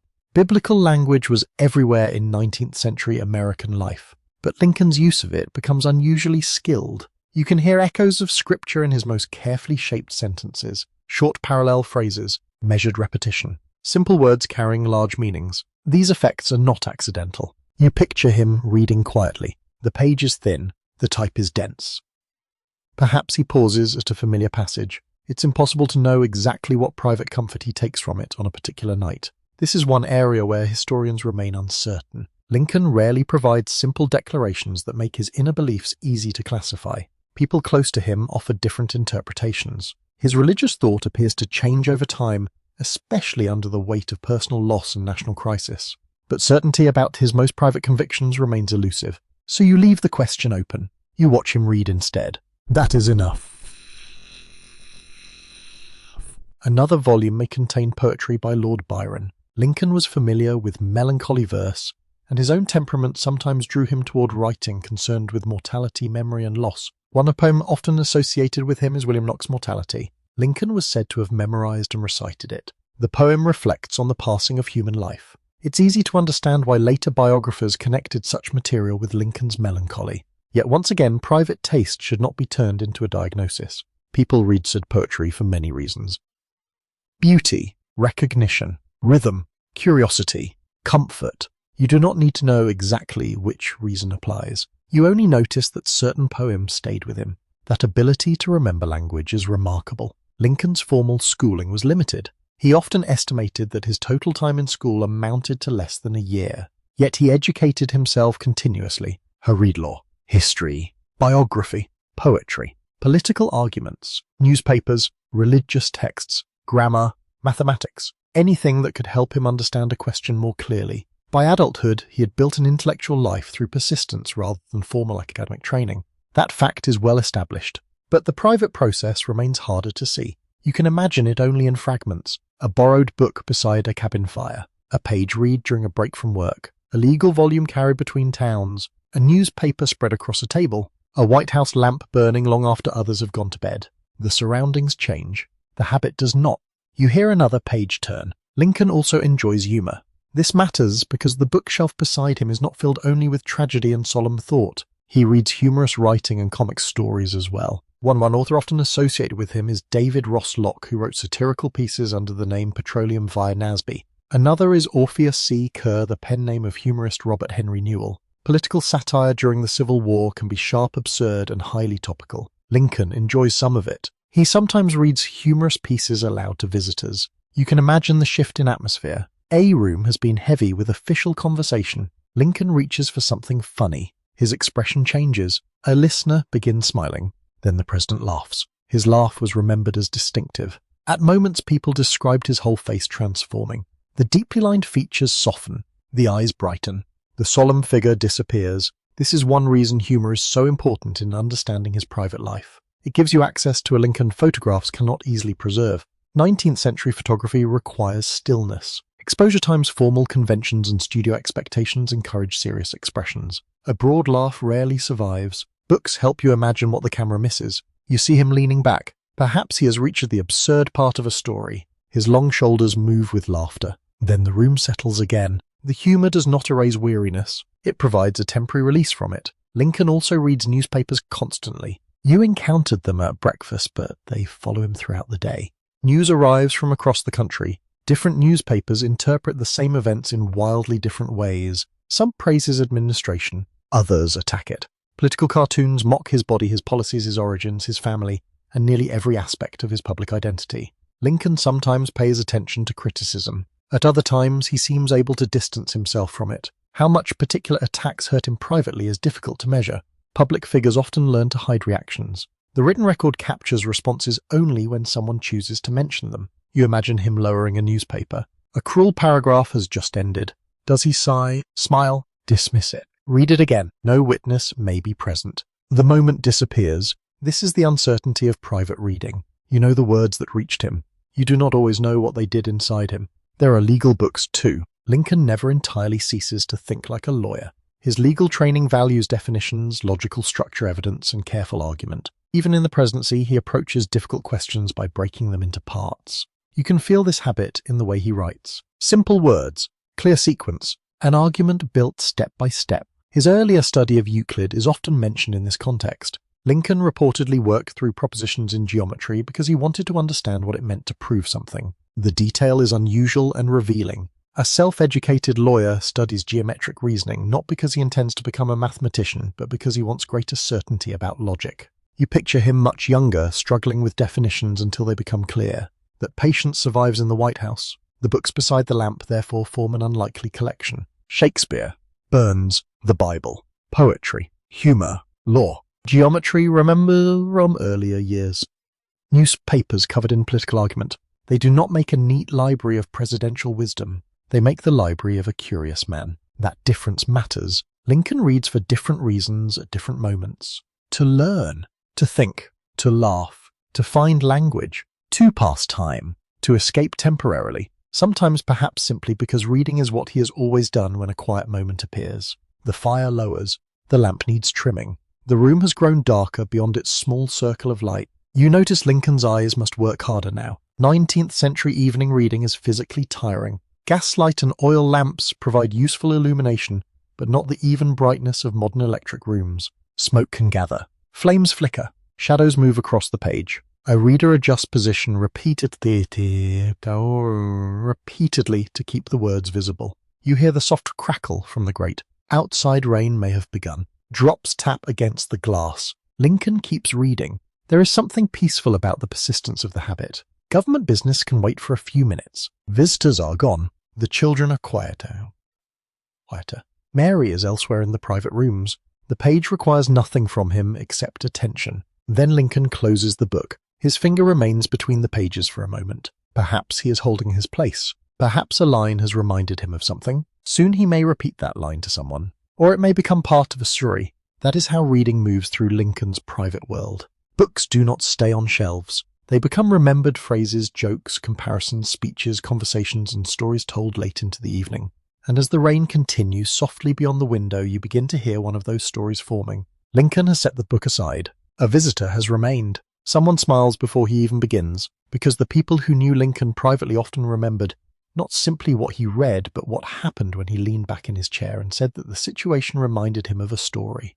Section 12. The book is closed now, but the room does not become silent. Instead, Lincoln leans back, slightly stretches his long legs and allows a familiar expression to appear. Someone nearby has said something that reminds him of a story. This happens often. People who spend time with Lincoln repeatedly remember the same pattern.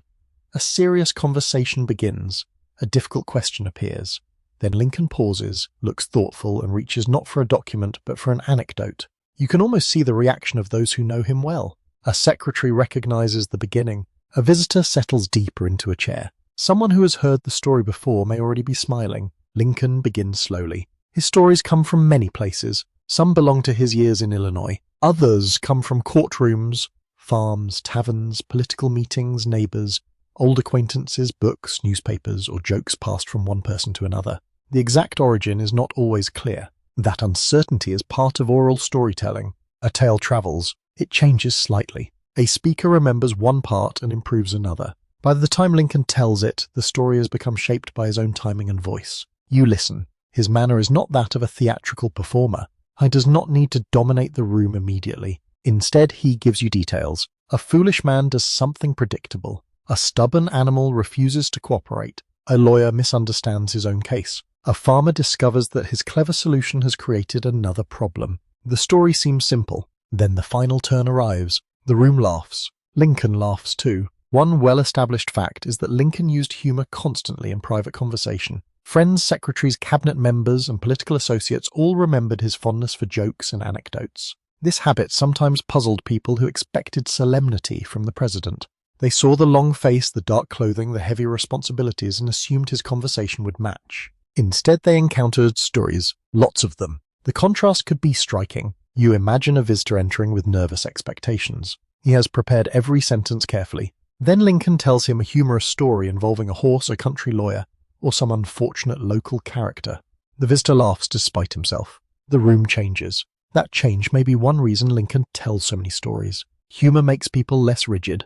It creates common ground. It gives the listener a moment to relax. But the habit is not always strategic. Sometimes Lincoln simply enjoys a good story. You can hear that enjoyment in remembered descriptions of his face. His features could transform when amused. The deep lines seemed less severe. His eyes brightened. His mouth widened. The entire expression became more animated than photographs usually suggest. The camera preserves stillness. Storytelling restores movement. You watch him shift in his chair as the tale develops. His hands become part of the performance. He may lean forward. His voice changes slightly when imitating another person. A pause stretches longer than expected. Then comes the conclusion. This sense of timing is important. Lincoln had spent years speaking to juries, political audiences, neighbors, and fellow lawyers. Understood when to stop. Understood when silence could make a sentence more effective. And he knew that a good story often works better when the listener is allowed to discover the joke a fraction of a second before it is explained. You hear another laugh. Perhaps John Hay is nearby. Hader, one of Lincoln's young private secretaries, observed the president at unusually close range. So did John Nicolay. They saw his working habits, his moods, his visitors, and his private humor. Their recollections help preserve an informal Lincoln that official documents cannot show. Yet memoirs must always be handled carefully. A story remembered years later may become smoother than it was in real life. Dialogue becomes polished. Timing improves. The best line becomes exactly right. Human memory is not a recording device. So when you hear Lincoln's stories through later witnesses, you accept the atmosphere more confidently than every perfect quotation. He told stories. He told many. Exactly how each one sounded is sometimes less certain. You follow one of them back toward Illinois. Before the presidency, Lincoln spent years traveling the judicial circuit as a lawyer. He rode from town to town with judges and attorneys. They stayed in inns. They shared rooms. They ate together. They waited for court sessions. These journeys created ideal conditions for storytelling. Evenings were long. Entertainment was simple. A group of lawyers in a small town might gather around a stove after supper. Boots dried near the heat. Someone produced tobacco. Another person began a story. Lincoln became famous in these circles for his ability to keep a room entertained. You imagine him younger, no beard yet, long legs stretched toward the fire. A rough inn surrounds him. The walls are plain. The smell of wood smoke, wet wool food, and horse leather fills the air. Outside the road is dark. Inside the lawyers laugh. Years later, the setting has changed completely. Now there are White House carpets and gaslights, but the storyteller is still there. That continuity is one of the most intimate things about him. The presidency changes his responsibilities. It does not erase the habits formed before it. Lincoln's stories also serve another purpose. They help him explain complicated ideas. Instead of delivering an abstract argument, he may compare a political problem to an everyday situation. A farmer, a fence, a dog, a river crossing, a badly repaired wagon. The image makes the point easier to remember. This style comes naturally from a world where oral communication matters deeply. Many people Lincoln knew in his youth had limited formal education. A vivid example could travel farther than a technical explanation. Lincoln learned to think in images ordinary listeners understood. You can feel that habit even in his formal speeches. His language is often plain. His metaphors are concrete. He builds meaning from familiar things. Private storytelling and public rhetoric therefore belong to the same mind. Still, not everyone appreciates the stories. There are moments when visitors become impatient. They want an answer. They have brought urgent business. Lincoln appears to wander into another anecdote. To them, the story may feel like delay. Cabinet members sometimes experience the same frustration. They know Lincoln may use humor to soften disagreement or avoid answering before he is ready. A story can be a bridge. It can also be a shield. I begin to notice this. Someone asks a difficult question. Lincoln does not respond directly. Instead, he says the situation reminds him of a man he once knew. The room shifts. By the end of the anecdote, the question may seem different. Perhaps the answer has been given indirectly. Perhaps the discussion has simply been postponed. This makes it hard for historians to decide exactly why Lincoln told a particular story at a particular moment. Was he relaxing the room, explaining his thinking, avoiding conflict, buying time, amusing himself? Probably all of these possibilities occurred. No single explanation fits every evening. You remain beside him as another story begins. This one may be self-deprecating. Lincoln is willing to make himself the object of humor. His appearance gives him material. His height, his awkwardness, his lack of fashionable polish. He seems comfortable acknowledging qualities other politicians might try to hide. That ability can disarm people. If a man jokes about himself first, criticism loses some of its force. You picture him speaking about his own face. Lincoln knew he was not considered conventionally handsome. Political enemies made cruel remarks about his appearance. Cartoonists exaggerated his body. Rather than always resisting, Lincoln sometimes answered with humor. One famous anecdote concerns an accusation that he was two-faced. Lincoln supposedly responded by asking whether if he had another face he would really be wearing this one. The line is perfectly Lincoln-like. It is also one of those quotations that has travelled so widely that tracing its exact original form becomes difficult. The idea appears in early reminiscence, but precise wording varies. You can enjoy the joke while leaving room for uncertainty. That is often the safest way to listen to historical humour. The room grows warmer. Someone adds fuel to the fire.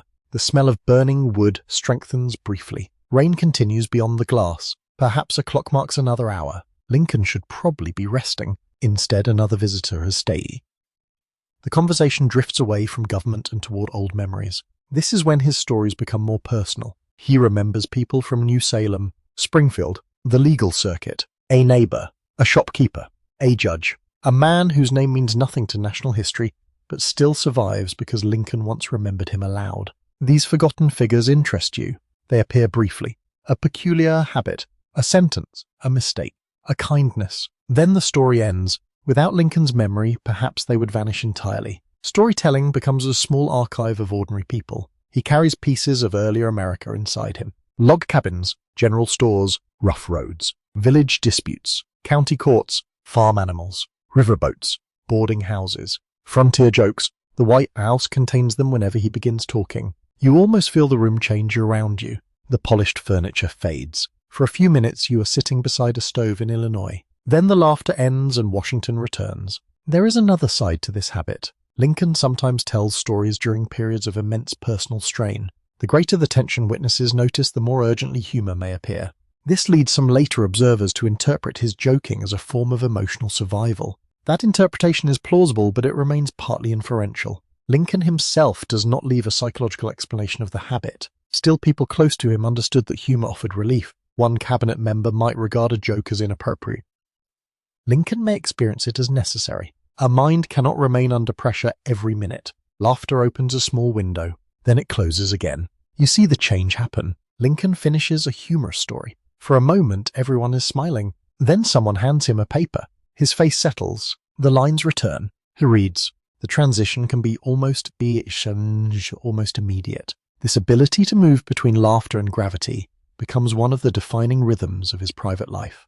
It is not contradiction, it is coexistence. A person can carry sorrow and still enjoy absurdity. Perhaps especially then, the visitor finally rises. Chairs scrape softly against the floor. Goodnights are exchanged. The room empties. Lincoln remains. A story that filled the room moments ago now exists only in memory. The fire is lower again. The rain has softened. You look toward the clock. It is late. Very late. And this is another hidden part of Lincoln's life. His evenings do not always end when the house grows quiet. Documents still wait. Books remain open. Messages may arrive at midnight. Sleep is irregular, sometimes brief, and often interrupted. So you leave the last fading joke behind and follow the lamplight deeper into the night toward those strange hours when nearly everyone else is sleeping and Abraham Lincoln is still awake. Section 13. The last visitor has gone, but Lincoln has not followed him towards sleep. You remain in the quiet room as the White House settles around you. A clock continues marking the hour. The fire has burned lower. The lamp makes a smaller circle of light than before, leaving the corners of the room in soft shadow. Outside Washington is almost still. Almost. A carriage sometimes passes. A distant horse moves along the street. Wind brushes the windows, and somewhere in the building a door opens, because even at this hour the president's day may not be finished. Lincoln keeps unusual hours. This is one of the better established features of his White House routine. He often works late into the evening reading documents, receiving messages, talking with visitors, or simply sitting with thoughts that have followed him from the day. His schedule is not governed by a neat boundary between work and rest. There is no clear moment when the office closes. The office is inside his home. Messages can reach him at almost any hour. You watch him turn another page. His posture has changed. Earlier he sat upright while listening to visitors. Now he seems looser. One leg stretches forward. His shoulders slope. The formal shape of the president has softened again into the tired outline of the private man. Perhaps he has taken off his coat. Perhaps a shawl rests over his shoulders. The room is warm near the fire but cooler toward the windows. Winter nights in Washington can be damp and raw. The White House warmth is uneven. Lincoln seems capable of tolerating physical discomfort when his attention is elsewhere. A document lies across his knee. He reads slowly. Then he stops. The silence grows longer. I begin to notice that staying awake is not always the same as working. Sometimes Lincoln simply cannot settle. Later recollections describe periods of restless sleep and nights interrupted by worry, grief, or official news.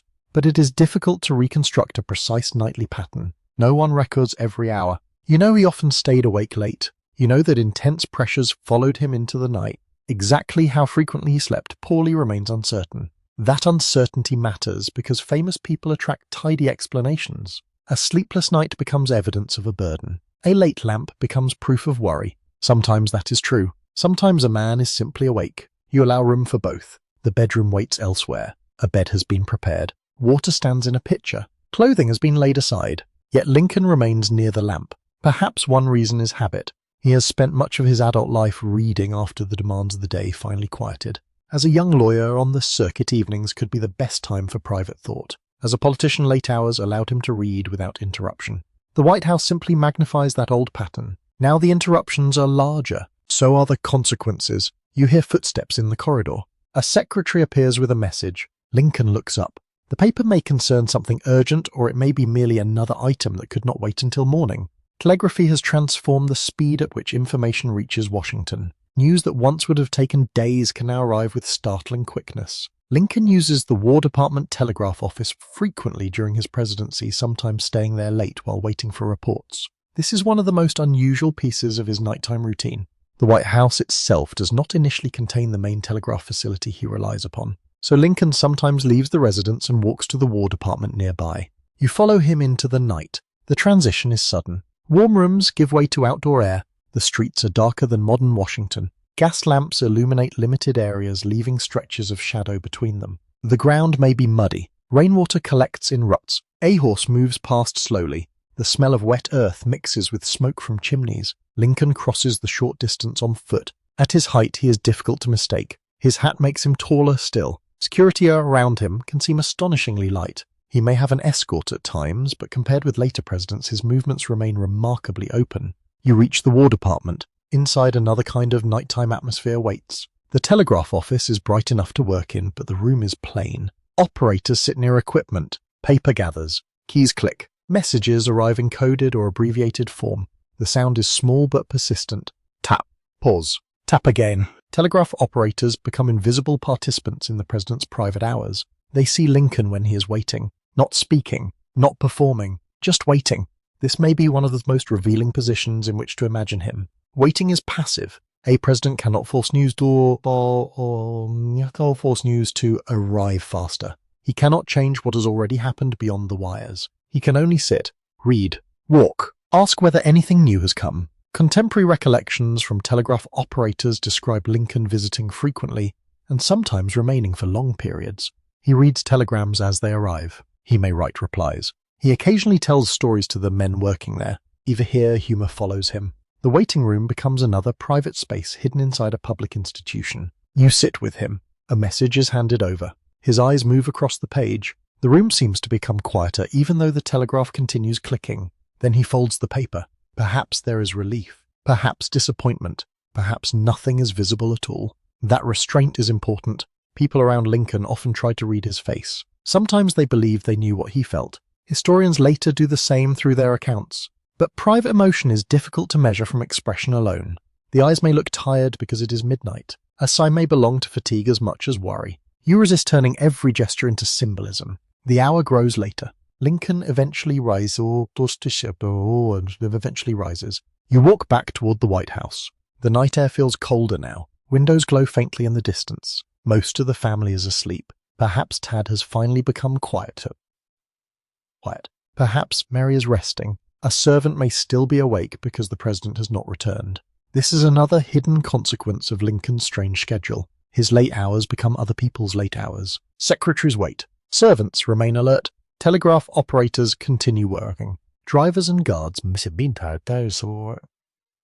may be needed. One man's sleeplessness creates a small circle of wakefulness around him. Back inside, the smell of the house feels familiar again. Wood, fabric, lamp oil, ashes. The corridor is dim. Lincoln might now go directly to bed, or he might find another document first. I begin to understand how difficult it is to define bedtime in this household. It is not a single hour. It is a gradual retreat. Coat removed, visitors gone, papers reduced, lamps extinguished one by one, then perhaps reopened when another message arrives. On some nights, Lincoln wakes after sleeping. He may rise early. He may read again. He may simply lie awake. There are accounts describing him as a light sleeper during stressful periods, but the evidence is scattered. Mary's own sleep could be interrupted by worry or illness. Children sometimes woke. Willie's illness would later transform the nighttime in the White House into something much more anxious. For now, you remain with ordinary restlessness. The clock reaches another hour. Lincoln finally enters the bedroom.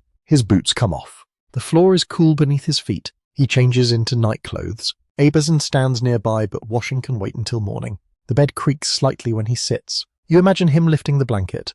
The mattress yields beneath his long frame. A man 6 feet 4 inches tall takes up considerable space. His feet may come close to the end of an ordinary bed, depending on its dimensions. That detail has inspired many later stories about Lincoln needing unusually long furniture. Some claims are better supported than others. Like so much private household lore, furniture legends tend to grow. Still, his height certainly affects daily comfort. Chairs, desks, carriages, beds. The world is rarely built for him. You hear the final movement of fabric. The room darkens, but sleep may not arrive immediately. Lincoln's mind has been filled with voices all day. Visitors, children, secretaries, newspapers, letters, stories, telegrams. When the sounds stop, memory can become louder. You cannot follow his thoughts. That boundary remains. Perhaps he thinks about Illinois. Perhaps about Robert away at school. Perhaps about Willie and Tad asleep nearby. Perhaps about something written in Shakespeare earlier that evening. Perhaps about tomorrow's appointments. Or perhaps his mind drifts toward nothing important at all. This possibility is strangely peaceful. Even Abraham Lincoln may spend a few minutes thinking about the temperature of the room. A draft, an uncomfortable pillow, a sound outside, the same small things that interrupt anyone's sleep. You listen. A clock ticks. The fire settles. Wind moves gently beyond the window. Then the house becomes quieter. For a little while, Lincoln rests. Morning will come too soon, but the story of his private nights cannot end with sleep alone, because behind those late hours lies another quieter question. What happens to a man who carries sadness for years, yet continues to laugh, work, read, and care for children? To understand that, you will need to move beyond his strange sleeping habits and towards something even more private. Not a room, not an object. A mood, the melancholy that friends noticed long before Lincoln entered the White House, and the complicated ways he lived beside it. Section 14. The melancholy you noticed in the darkened bedroom does not remain there. By morning it follows Lincoln back into family life. Yet something changes when one of his children enters the room. His face softens. The distant look disappears for a while. A long arm reaches outward, and the president, who can seem burdened by thoughts no one else can fully enter, becomes simply a father. You have already watched Willie and Tad run through the White House corridors. Now you slow down enough to notice Lincoln's place inside their world. Fatherhood is one of the most revealing parts of his private life because it shows a version of him that formal photographs rarely capture. He is affectionate, patient, often indulgent, sometimes almost astonishingly permissive. In the middle of the 19th century, this stands out. Many fathers are expected to maintain greater emotional distance from their children than would seem familiar today. Discipline can be strict. Obedience matters. Children are expected to understand the hierarchy of the household. Lincoln seems less interested in enforcing that hierarchy. His sons climb onto him. They interrupt him. They enter rooms where serious discussions are taking place. They bring small problems directly to their father, and Lincoln usually lets them. You picture him seated with papers spread across his knees. Tad appears. Perhaps he wants help with a toy. Perhaps something involving a goat has become urgent. Perhaps he simply wants attention. Lincoln looks away from the document. The interruption wins. This pattern is remembered by several people who observed the family. One well-established detail is that Lincoln allowed Tad remarkable freedom around his office. The boy sometimes wandered in while visitors waited. He could treat spaces of government as though they were extensions of his own home. For outsiders, this could be surprising. For Tad, it was normal. His father happened to work downstairs. You follow the boy into the room. Lincoln may continue reading while Tad remains close. Perhaps the child sits on the floor. Perhaps he leans against his father's chair. A quiet arrangement develops around them. The government continues. So does childhood. It is easy to romanticize this affection, but the relationship was not without difficulty. Lincoln's permissiveness could create tension. Mary sometimes wanted more discipline than he provided. Other adults complained about the boy's behavior, so Finance had to deal with the results of their freedom. Furniture could be disturbed. Rooms became noisy. Visitors lost their concentration. Lincoln, however, often preferred tolerance. One unusual recollection describes the boys interrupting formal business so freely that some visitors could hardly understand why the president did not send them away. He seems to have enjoyed their presence too much. I begin to understand that fatherhood offers him something no official visitor can. His sons do not approach him as Abraham Lincoln, President of the United States. They approach him as father. They expect things. They complain. They ask impossible questions. They grow bored. They do not care about ceremony. Their needs are immediate. This may be one reason their presence feels restorative. But once again, motive belongs partly to uncertainty. Lincoln never leaves a private explanation saying that his children rescued him from public burdens. That interpretation comes from observing the contrast. You should treat it as possibility rather than proof. Still, the tenderness is difficult to miss. Lincoln had known the pain of losing a child before reaching the White House. His second son, Edward Baker Lincoln, called Eddie, was born in 1846. He died in 1850, not yet 4 years old. 4 years old. The exact illness remains uncertain. Later writers have suggested tuberculosis or another wasting disease, but no diagnosis can be established with confidence. For Abraham and Mary, the cause mattered less than the absence. A small child was gone. You imagine the Lincoln home in Springfield after Eddie's death. A toy remains. A room feels different. Habits disappear suddenly. Parents discover that grief can inhabit ordinary objects. That loss forms part of the background when Lincoln later becomes so indulgent with Willie and Tad. It is tempting to say he cannot bear to deny them happiness because he already knows how fragile childhood can be. Perhaps that is true. Historians cannot prove it, but grief almost always changes the way people love. So you return to the White House. Willie is older now. He is often remembered as the child most like his father in temperament.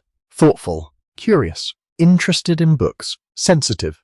There are descriptions of Willie writing poetry and short pieces, and his parents seem proud of his mind. You find him beside a table with paper. The scratching of a pen is faint. He looks up when Lincoln enters. Their connection appears quieter than Tad's constant physical energy. With Willie, you imagine conversation. A question, a book, something written, a father reading what his son has produced. Lincoln himself had learned through reading and persistence, so Willie's intellectual curiosity must have felt familiar. Perhaps he recognizes something of himself. You should be careful here too. Parents are often said to see themselves in children, but the private details cannot always be recovered. What survives is affection. That is enough. Robert occupies a different place in Lincoln's fatherhood. He is much older than Willie and Tad. By the time the family moves into the White House, Robert is 17 and soon leaves for Harvard. He lives at a distance from the daily household. This changes the relationship. Lincoln is not carrying Robert through corridors or tolerating his games. He is corresponding with a young man approaching adulthood. Robert's education matters. His future matters. And later his desire to enter military service becomes a source of family anxiety. Mary strongly fears losing another son. Lincoln faces the difficult position of a father whose personal feelings exist beside public expectations. It is one thing to ask other families to endure separation. It is another to imagine your own eldest child entering danger. Eventually, Robert joins the staff of General Ulysses S. Grant in 1865. His service begins late enough that he avoids much of the earlier war. Exactly how Lincoln balanced parental concern with Robert's desire for independence has been interpreted differently. The surviving record gives glimpses rather than a complete emotional map. You are beginning to notice that fatherhood repeatedly places Lincoln in situations with no perfect answer. How strict should he be? How much freedom should he allow? How much should he protect? When should he let go? These questions do not belong only to presidents. They belong to families. That ordinariness brings him closer. You watch Lincoln with Tad again. The youngest boy's speech difficulty makes their connection especially intimate. Tad can be difficult for unfamiliar listeners to understand. Lincoln understands him. A father learns the sound of a child's words through repetition, affection, and attention. You can imagine Tad speaking quickly. Someone else looks confused. Lincoln answers without hesitation. There is no embarrassment, no correction, only understanding. This is a small form of private language. Every family develops one. Nicknames, gestures, half-finished sentences, words pronounced in ways outsiders do not recognize. Public history rarely records such languages because they disappear when families disappear. With the Lincolns, fragments survive. Tad's nickname itself is one. His father had reportedly thought the baby resembled a tadpole and Tad remained. The full name, Thomas, almost disappears beneath it. Even a presidential child is carried through history by a family nickname. You smile at the softness of that. There are quieter moments too. A child becomes tired.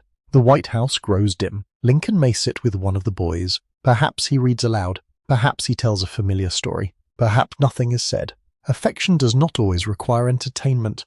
The texture of his coat is beneath a small hand. Firelight moves across the wall. Somewhere a clock marks the hour.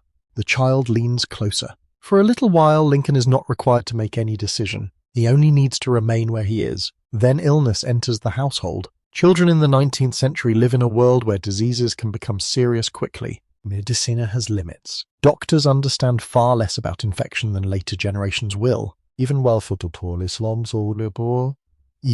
families cannot purchase certainty. A cough matters. A fever changes the atmosphere of an entire house. Parents listen differently to breathing at night. They touch a forehead. They wait. Lincoln has already lived through this with Eddie. Soon he and Mary will face it again. But you do not rush ahead. For now you remain in an earlier evening. Willie is still moving through the rooms. Tad is nearby. Robert is away but present through letters and parental concern. Lincoln stands among three different forms of fatherhood. Child nearly grown. One thoughtful boy approaching adolescence. One energetic younger son who seems determined to ignore every rule of presidential dignity. And behind them is the memory of Eddie. The missing child remains part of the family too. You realize that Lincoln's fatherhood is shaped not only by the children he can touch, but by the one he cannot. That may explain some things, or perhaps it explains nothing completely. Families are rarely so simple. You step backward into the hallway. The sounds of the boys follow you. A laugh. A door. Quick footsteps. Then Willie's quieter voice. These sounds will not remain forever. The knowledge gives them greater weight. Soon the White House will experience an illness that changes every room. A bed will become the center of the family's attention. Doctors will come. Mary will wait. Lincoln will move between public responsibility and private fear. But before that sorrow arrives, you hold one more image. A father in a chair. A child beside him. Papers forgotten for a moment. The lamp burning warmly. Nothing historic appears to be happening. And perhaps that is precisely why the moment deserves to be remembered. Section 15. The laughter in the hallway grows quieter as you follow Willie Lincoln into a more fragile part of the White House story. For a while, nothing appears unusual. Willie is still reading, still writing, still moving through familiar rooms with Tad. Winter has settled over Washington and the city carries the cold dampness of February. Outside the ground is wet. The streets are muddy. Smoke hangs low above rooftops. Inside the White House, fireplaces work constantly, yet drafts still move through corridors and around tall windows. The family continues with its routines. Then Willie becomes ill. At first, illness does not always announce what it intends to become. A child feels tired. A fever appears. Appetite fades. Someone says he should rest. A doctor is called. This is not unusual in the 19th century. Children become sick often and many recover. But the atmosphere changes when the fever does not leave. You move toward Willie's room. The light is softer here. Curtains are partly drawn. A fire burns nearby. Water waits in a pitcher. Medicine stands within reach. The ordinary objects of a bedroom have become the tools of a sick room. Someone adjusts a blanket. Someone touches Willie's forehead. The room smells of warm fabric, lamp oil, damp air, and whatever medicines have been prepared. The diagnosis most often given is typhoid fever. This is the well-established historical explanation for Willie Lincoln's final illness. Typhoid spreads through water or food contaminated by the bacterium Salmonella typhi. People in Lincoln's time do not understand that mechanism clearly. The germ theory of disease has not yet transformed everyday medicine. Washington's sanitation is poor. Its water systems are vulnerable to contamination. Waste disposal is imperfect. The Potomac and local wells exist within a city expanding faster than its infrastructure can comfortably support. Willie and Tad both become ill during this period. Tad eventually recovers. Willie does not. The source of the infection remains uncertain. Historians have often suspected contaminated White House water possibly connected with a polluted supply or nearby sanitary conditions, but there is no laboratory evidence from 1862 that can identify the exact source. You are left with strong probability rather than certainty. That uncertainty feels especially painful because the family could not see the danger. Water looked like water. A glass could appear clear. A child could drink without any sense that illness might be hidden inside it. You return to the bedside. Willie is 11 years old. His birthday has passed only recently. He is old enough to understand that people are worried, young enough to still need his parents constantly. Mary spends long periods with him. Lincoln comes and goes. This movement becomes one of the saddest rhythms of his private life. He is a father beside a sick child. He is also president. The rest of the building does not stop. Visitors arrive. Documents wait. Meetings continue. Messages come from outside Washington. Lincoln must move between worlds that cannot be reconciled. You follow him out of the sick room. The corridor feels colder. A secretary approaches. There is work to discuss. Lincoln listens. Perhaps his mind remains upstairs. Then he returns. The door opens again. Willie is still there. I begin to understand how cruelly ordinary serious illness can feel. Hours pass without dramatic change. Water is offered. A cloth is adjusted. A doctor checks the patient. Parents wait. There may be a brief improvement. Then another fever. The body grows weaker. Everyone measures hope in tiny signs. Did he sleep? Did he drink? Did he speak? Is the fever lower? The 19th century doctor has fewer effective treatments than a modern physician. There are no antibiotics for typhoid. There are no intravenous fluids in the modern sense. Doctors can offer supportive care, comfort, and the medical remedies understood at the time. Some treatments may do little. Others may even weaken the patient. But the family has no better system available. You hear the low voice of a physician. Mary listens closely. Lincoln stands nearby. No amount of presidential power changes what medicine can do. That helplessness is one of the most private truths in the room. Outside the bedroom, official life remains almost absurdly normal. A reception has been planned at the White House during Willie's illness. Mary has already arranged much of it. There are social expectations. Guests are expected. The event goes forward on February 5, 1862, while Willie lies sick upstairs. This detail often shocks later readers. It can sound cold, but the circumstances were more complicated. At that point, the full seriousness of Willie's illness may not yet have been understood. The machinery of official entertaining is also difficult to stop instantly. Invitations have gone out. Food has been prepared. Guests are arriving. Still, the contrast is haunting. You stand halfway between floors. Downstairs, music and conversation rise through the house. Silk gowns move beneath bright light. Glassware touches silver. People speak politely. Upstairs, a child has a fever. The same walls contain both worlds. Mary moves between social duty and maternal fear. Lincoln does the same in his own way. The unusual detail is not simply that a reception happened. It is that the White House had no reliable boundary between public ceremony and private suffering. A family could not close the front door completely. Their home belonged partly to the country. She remained upstairs. Willie's condition worsens. Days become difficult to distinguish from nights. The household grows quieter around him. Tad is also sick and needs care. Mary becomes increasingly distressed. Lincoln tries to remain near Willie whenever possible. Surviving accounts describe his deep concern and tenderness during the illness, but precise conversations are harder to recover. Later memories often reproduce emotional scenes in polished language. You should not assume every remembered sentence is exact. What does not need embellishment is the reality of the waiting. A father sits near his son. There is nothing to solve, only time. You notice Willie's hands. They are smaller than Lincoln's. Perhaps one rests on the blanket. You imagine the father taking it. No public audience sees this. No photographer waits in the corner. Whatever words pass between them belong mostly to the family. Willie dies on February 20th, 1962. He is 11 years old. The White House changes immediately. Not physically. The curtains remain. The furniture remains. The same staircase still connects the floors, but every familiar object now belongs to a different world. A room that held a living child becomes a room of absence. Lincoln reportedly described Willie as too good for this earth, though exact wording in later recollections varies. The emotion behind the recollections is not uncertain. He is devastated. Mary is devastated too. Her grief becomes severe. She cannot easily return to the room where Willie died. She withdraws from ordinary routines. Clothing, household management, and social obligations lose their previous importance. For a time, the White House stops feeling like a presidential residence at all. It feels like a house after a child's death. You move through the corridor. No running footsteps come from Willie now. Tad survives his illness, but he has lost his closest companion. The two boys had played together constantly. They shared rooms, pets, games, and the strange freedom of White House childhood. Now Tad moves through a larger silence. This changes his relationship with his father. Lincoln becomes even more attached to the surviving boy. Again, it is tempting to interpret every later indulgence as a response to Willie's death. That may be partly true, but grief does not produce simple equations. It deepens old habits. It changes attention. It makes certain small moments more precious. Lincoln still has to work. This fact may be one of the hardest to imagine. There is no long private retreat. The presidency does not pause for mourning. People continue coming to the White House. Papers continue arriving. The country continues demanding decisions. Lincoln must return to rooms where others expect concentration, and he does.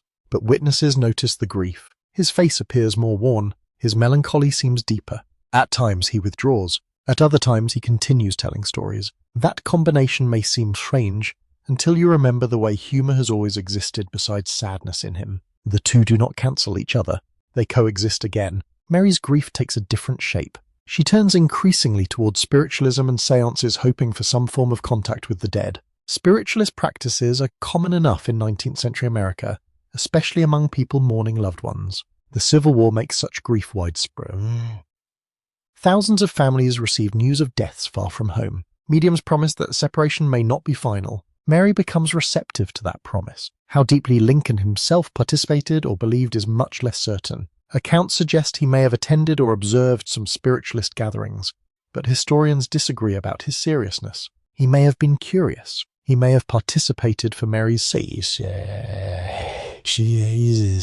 He may have remained skeptical. The evidence does not allow a simple answer. You leave that uncertainty where it belongs. Back in Willie's room, physical objects remain. Clothing, books, perhaps a toy. The child who used them is gone. This is where private grief becomes most tangible. A coat has the shape of someone who will not wear it. A book waits without being opened. A familiar chair becomes difficult to look at. Families often preserve objects after death because throwing them away feels impossible. They may also remove objects because seeing them hurts too much. Which particular things Mary or Lincoln kept immediately after Willie's death is not always documented. But the emotional logic is easy to understand. The room itself becomes an object. Lincoln eventually seeks comfort in conversation with the Reverend Phineas Gurley, pastor of the New York Avenue Presbyterian Church. Religion becomes increasingly present in the way people around Lincoln describe his response to Willie's death. How much his personal theology changes is debated. What is clearer is that grief forces him toward questions no political reasoning can answer neatly. Why does a child die? Why does one survive? What can a parent do with love after the person receiving it is gone? You do not attempt to answer for him. You simply remain near the window. Outside, February light lies pale over Washington. The branches are bare. A carriage passes. Life continues with almost offensive normality. That may be the hardest part. People still eat. Fires still need tending. Letters still arrive. Tad still needs his father.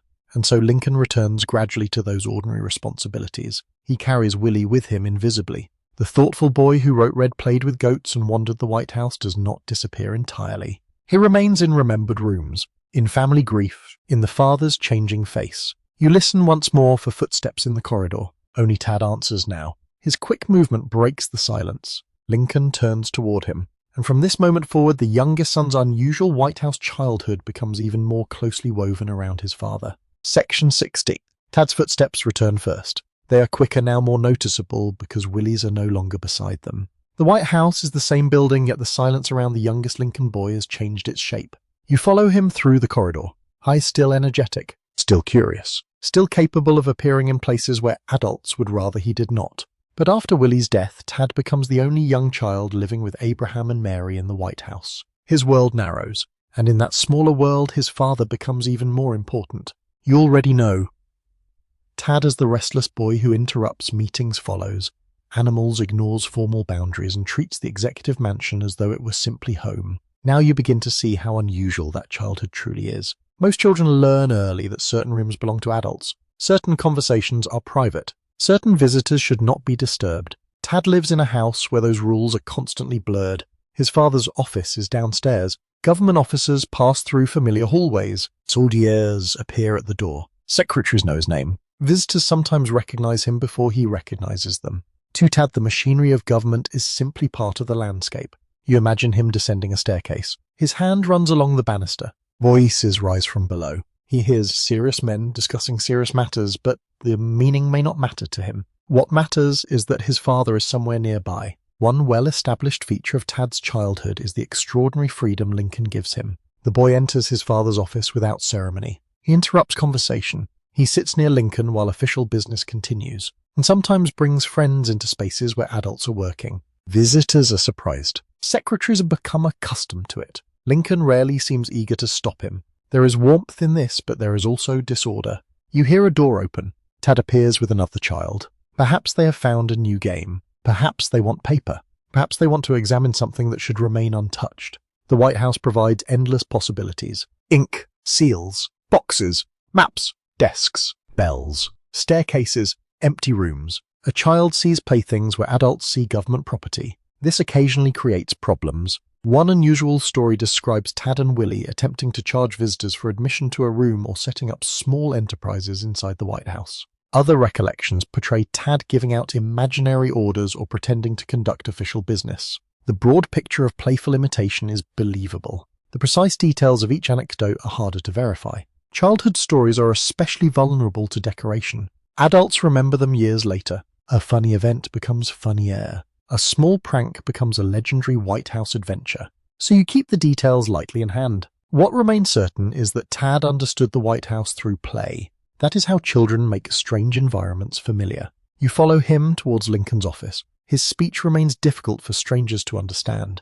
The probable physical cause is still uncertain. Some historians have suggested a cleft palate or another structural condition affecting his mouth. Others have proposed different explanation. No medical examination survives that can settle the matter, but contemporaries often noted the unusual quality of his speech. Lincoln understood him well. That private understanding becomes more meaningful after Willie is gone. You picture Tad speaking rapidly. A visitor watches helplessly. Lincoln answers immediately. Perhaps he translates. Perhaps he simply continues the conversation. There is no need for patience because to Lincoln the words are already familiar. Parents learn children in ways outsiders cannot. The smallest changes in expression, the meaning of an unfinished sentence, the difference between irritation and fatigue. Tad's speech belongs to that hidden family language. You remain beside Lincoln's desk. Tad may climb onto a chair. Papers surround him. The president keeps working. Occasionally, Tad receives permission to do things that seem almost unbelievable in such a setting. He is remembered as playing with military equipment and handling objects associated with soldiers under adult supervision. Stories also describe him wearing uniforms or imagining himself as a soldier. This is not unusual for a child surrounded by military visitors. What is unusual is the setting. A boy's game takes place within the residence where real orders are being written. Toy and reality sit uncomfortably close together. You move away from the desk and toward the White House grounds. Tad prefers movement. He rides ponies and plays with goats. He explores. The outside air changes the atmosphere immediately. The smell of grass and earth replaces paper and lamp oil. Stable sounds drift toward you. A horse shakes its harness. A goat calls. The boy seems freer here. Lincoln sometimes watches from inside or joins the children when his schedule allows. After Willie's death, these moments with Tad become especially precious in later recollection. Again, you should avoid claiming exactly what Lincoln felt each time he watched his son. But the pattern of affection is clear. He rarely keeps Tad at a formal distance. Perhaps he cannot. The boy simply crosses it. There is another side to Tad's freedom. His education becomes irregular. Unlike children raised under a carefully structured household routine, Tad does not always follow consistent lessons. Tutors are employed. Teachers attempt to instruct him. Results vary.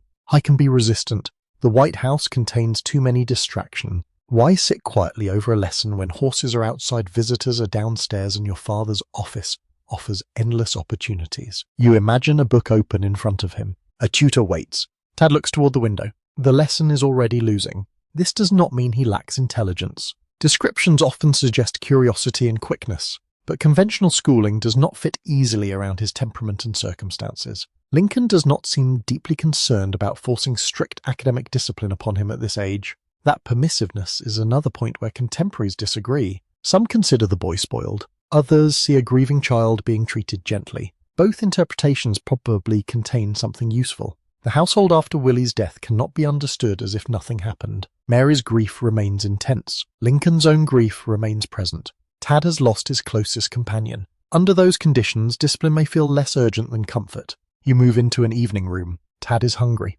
Food appears. One of the more charming details about Lincoln's relationship with him concerns the boy's access to his father during meals and work. If Tad wants something, he asks. If he dislikes something, he may say so plainly. He does not behave like a miniature courtier. This simplicity must have been refreshing and exhausting at once. Lincoln's indulgence sometimes extends to other children as well. Young visitors can find him approachable. He seems comfortable around children because they require less performance from him. A child may ask a direct question that an adult would carefully avoid. Lincoln can answer directly too. You picture Tad bringing another boy into his father's presence. The visitor is nervous. Tad is not. To him, Abraham Lincoln is simply the person who listens when something matters. This closeness also appears in Lincoln's physical affection. He's remembered carrying Tad, allowing him onto his lap and keeping him near during informal moments. At Lincoln's height, the contrast would have been striking.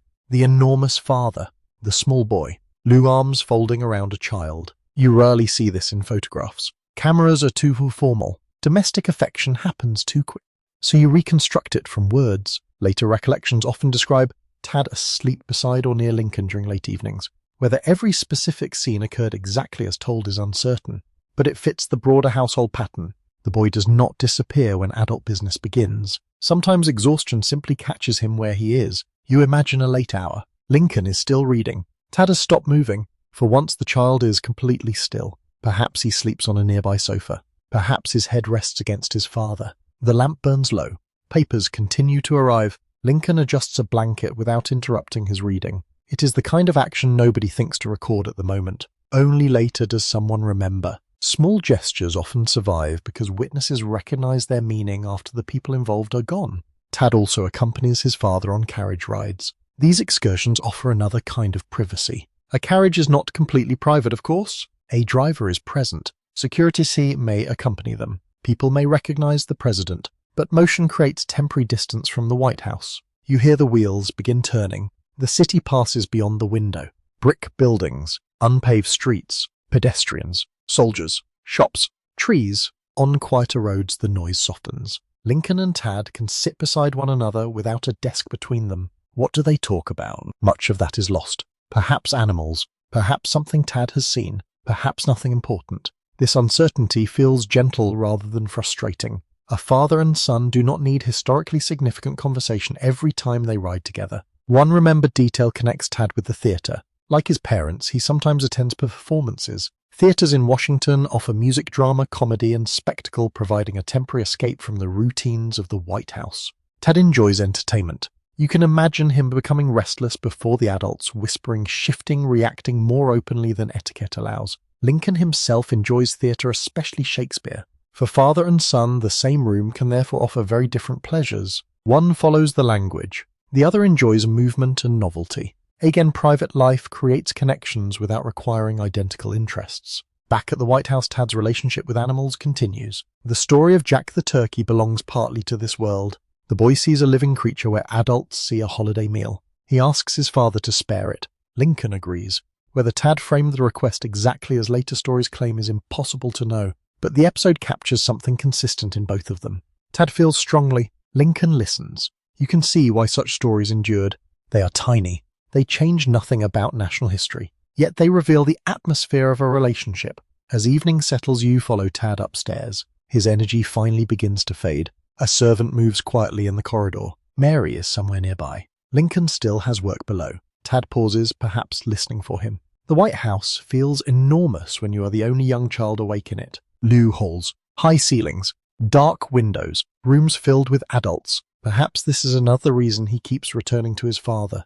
There is safety and familiarity. Soon Lincoln will come upstairs. His coat will be tired. His face will be tired. Perhaps Tad will still be waiting. The boy may ask one last question. The father may answer. Then the lamps will be lowered. You remain for a moment beside the quiet child. Tad's White House. Childhood is extraordinary, but not because he understands the history surrounding him. It's extraordinary because he does not. He turns national spaces into personal ones. A government office becomes his father's room. A stable becomes a playground. A famous president becomes the man who understands his words. And as Tad finally settles, you begin to notice that the quiet returning to Lincoln's face is not only fatigue. There is an older sadness there, a mood that existed before Willie's death, before the presidency, and even before the White House. To understand the private Lincoln more fully, you now have to follow that melancholy backward through his life. Section 17. The sadness you notice in Lincoln's face does not begin in the White House. It belongs to a much older landscape. So you leave the warm upper rooms for a moment and follow that mood backward away from Washington, away from the presidency, toward the quieter years when Lincoln was still a young man trying to understand his own place in the world. The scenery changes. Brick corridors become rough roads. Gaslight becomes firelight. The polished furniture of the White House disappears into smaller rooms. Simple beds, wooden chairs, muddy streets, and the ordinary buildings of frontier communities. Yet the expression remains strangely familiar. Friends who knew Lincoln before the presidency often remembered periods when he became deeply withdrawn. He could be sociable. He could tell stories for hours. He could make an entire room laugh. Then at another moment he might fall silent and seem to move inward. That contrast is one of the best established features of his personality. People noticed it throughout his adult life. You can imagine him sitting near a window in Springfield. Outside, wagon wheels move along the street.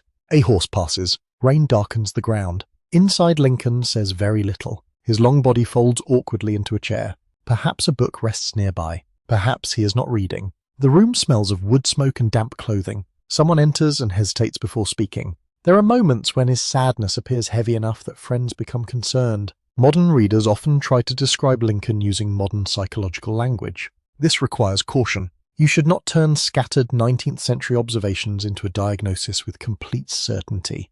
The historical record is rich, but it is not clinical. What you can say confidently is simpler. Lincoln experienced recurring periods of profound melancholy. People close to him recognized them. Lincoln himself referred to sadness in his life. And at certain points, friends believed his condition serious enough to watch him carefully. One especially difficult period comes in the early 1840s. Lincoln is living in Springfield and experiencing emotional turmoil connected with his personal life and political disappointments. His relationship with Mary Todd has become uncertain. The exact sequence of events surrounding their temporary separation remains debated. Later recollection conflict. Dates and motives do not always align neatly. This is one of those private historical episodes where certainty becomes impossible. You know they were engaged. You know the relationship entered a troubled period. You know they eventually reconciled and married in 1842. But exactly what happened inside their conversations remains hidden. The uncertainty matters. Later writers sometimes turn the episode into a simple story of romance interrupted by fear.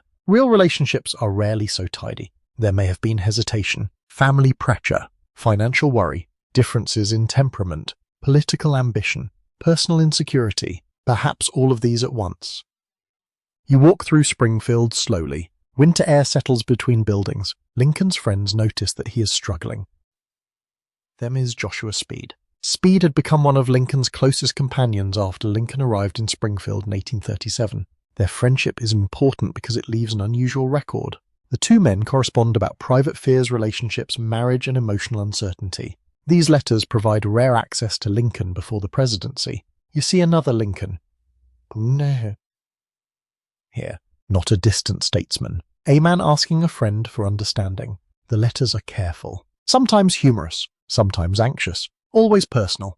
You imagine Lincoln writing by lamplight. The pen moves slowly. He considers how much to reveal. A friendship becomes the place where emotion can be translated into words. This is valuable because Lincoln often hides as much as he shows. His storytelling can make him socially open while leaving deeper feelings protected. With speed, the protection becomes thinner. One well-established episode comes in January 1841, a period Lincoln later remembered as deeply painful. His friends feared for his well-being. Some later accounts state that sharp objects or other means of self-harm were kept away from him. The exact details are difficult to verify and rely partly on recollection, so historians remain cautious about how literally to interpret them. Still, the concern among friends was real. Lincoln was struggling intensely. You do not linger on the darker possibilities. Instead, you notice the presence of friendship. People stay close. They talk with him. They watch him. Speed remains important. This is another hidden part of private history. Great lives are often described as though individuals endure everything alone. They do not. They are carried at times by friends, relatives, neighbors, doctors, colleagues, and people whose names later become footnotes. Lincoln is no exception. You continue forward in time. Her marries Mary. Children arrive. His legal career expands. Political ambitions rise and fall. The melancholy never completely disappears. But neither does humor. This coexistence becomes one of the most distinctive things about him. You might see Lincoln sitting silently for half an hour. Then someone says something absurd. Suddenly he is laughing. The change can be remarkable. Later observers sometimes find it difficult to reconcile these two versions. You no longer do. You have already watched both inhabit the same room. Humor does not prove the absence of sadness. Sadness does not prevent laughter. A person can carry both. Perhaps Lincoln understands this instinctively. His stories often seem to create temporary openings in heavy days. When the mind becomes crowded, absurdity offers space. You imagine a group of lawyers traveling the Illinois circuit. The road has been poor. Mud clings to boots. The inn is uncomfortable. Someone complains. Lincoln begins a story. Soon everyone is laughing. For a few minutes, discomfort becomes manageable. Later, when the room empties, Lincoln may grow quiet again. This rhythm follows him toward Washington. By the time he becomes president, the face is older. The lines have deepened. Photography makes them more visible. People later compare photographs taken before and during the presidency and see a remarkable change. The difference is real. Lincoln ages noticeably during these years, but you should be careful about turning every wrinkle into evidence of one particular burden. He's also moving through his early 50s. Photography methods, lighting, facial hair, weight changes, illness and exhaustion all affect appearance. Still, people who knew him personally also notice the weariness. His private secretaries see it. Visitors see it. Mary sees it. The children certainly see him tired. You return to the White House. The familiar corridors surround you again. Willie is gone now. Ted remains. The presidency continues. Lincoln's old melancholy has acquired new layers. Personal loss is one. The constant suffering arriving through letters is another. Every day people bring stories of sons, husbands, brothers, fathers, and friends. Lincoln cannot remain untouched by all of them. Yet you avoid the public history of battles. You stay with the private consequence. Paper arrives. A name is written. Someone asks for mercy. Someone has lost a child. Lincoln reads. He cannot help everyone. The inability to solve every individual sorrow may have been its own burden. Exactly how much he internalized each case is impossible to know. But his repeated willingness to spend time on personal appeals suggests that individual stories mattered to him. You watch him read a petition. His face becomes still. He asks a question. Then perhaps he writes a few words. A short endorsement. A request for reconsideration. A small act of mercy where possible. He moves to the next page. The rhythm continues. There are also days when he withdraws into poetry. You have already seen him read Shakespeare and melancholy verse. Now those books feel slightly different. They are not simply literary interests. They may also provide companionship for emotions difficult to explain directly. Again, this is an interpretation rather than a provable fact. Lincoln never leaves you a complete diary of his inner life. That absence is significant. For someone so associated with words, he reveals surprisingly little in conventional personal confession. He writes letters. He speaks with friends. He tells stories. But the deepest parts of himself often remain partly hidden. I begin to realize that this reserve may be why others remember his face so strongly. When words stop, people look. They notice the distant expression, the lowered head, the long period of silence. One acquaintance might call it sadness. Another calls it abstraction. Another sees exhaustion. All may be observing the same outward moment from different angles. You follow Lincoln on a quiet walk. Walking is another simple habit that creates room for thought. He moves through Washington with long steps. The air may be cool. Mud lies along the edge of the road. His coat moves in the wind. He sometimes walks without the elaborate security expected around later presidents. A stranger may pass surprisingly close. What happens inside his mind during these walks is mostly inaccessible. That is perhaps for the best. You do not need to fill every silence. Sometimes you simply walk beside him. A tree moves overhead. A carriage approaches. Lincoln steps aside. The wheels continue past. He resumes his pace. The physical movement seems calming. Step after step. No speech. No audience. Just distance. There are moments when Lincoln's melancholy becomes visible through stories about dreams. He occasionally discussed dreams with people close to him, and several accounts survive. One especially famous story concerns a disturbing dream supposedly described shortly before his death. According to later recollections, Lincoln dreamed of morning inside the White House and encountered a covered body. The story has become one of the most repeated pieces of Lincoln folklore. It is also historically difficult. The account was published years later by Wardhill Lamon, a friend and former bodyguard, and historians debate how accurately it reflects Lincoln's actual words. You treat it with care. People do dream. Lincoln did discuss dreams, but later memory can reshape them. You do not need prophecy. Private history is more interesting without it. A dream can simply show that sleep sometimes carried the residue of waking concerns. That is human enough. You move toward another evening. Lincoln sits near the fire. Tad is somewhere upstairs. Mary has withdrawn to another room. A book is open. The lamp burns steadily. Lincoln is alone for a moment. His face appears tired. Then someone enters. A familiar visitor.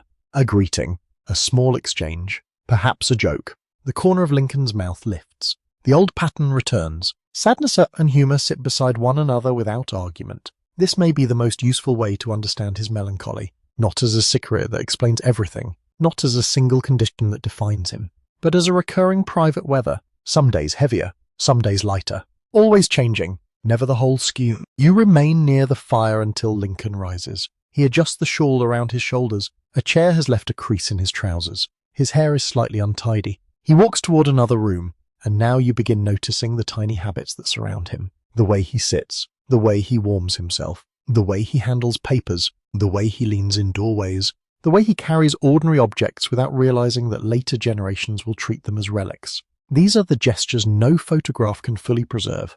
The small movements that made Abraham Lincoln recognizable to people who actually knew him. Section 8. You follow Lincoln into the next room and begin watching the things that almost nobody thought important enough to record. Not speeches, not decisions, not public ceremonies, just habits. The way he lowers himself into a chair, the way his shoulders bend slightly when he reads, the way he stretches long legs toward the fire, the way a folded paper disappears into a pocket and then seems forgotten until someone asks for it. These gestures are difficult for history to preserve. Photography can hold a face still. A written account can preserve a sentence, but the rhythm of a person moving through an ordinary evening usually vanishes. You have to rebuild it from fragments. One of Lincoln's most familiar private habits is the strange way he sits. Contemporaries often describe him folding his long body into positions that seem unusually relaxed for a president. His legs stretch across the room, a knee rises, and leans sideways. Sometimes he appears almost collapsed into a chair, rather than properly seated in it. This is partly a matter of anatomy. At roughly 6 feet 4 inches, Lincoln is taller than most men around him. Furniture made for ordinary proportions does not always accommodate him comfortably. You watch him settle into a chair beside the fire. The seat gives a faint creak. His legs extend. One ankle may cross the other.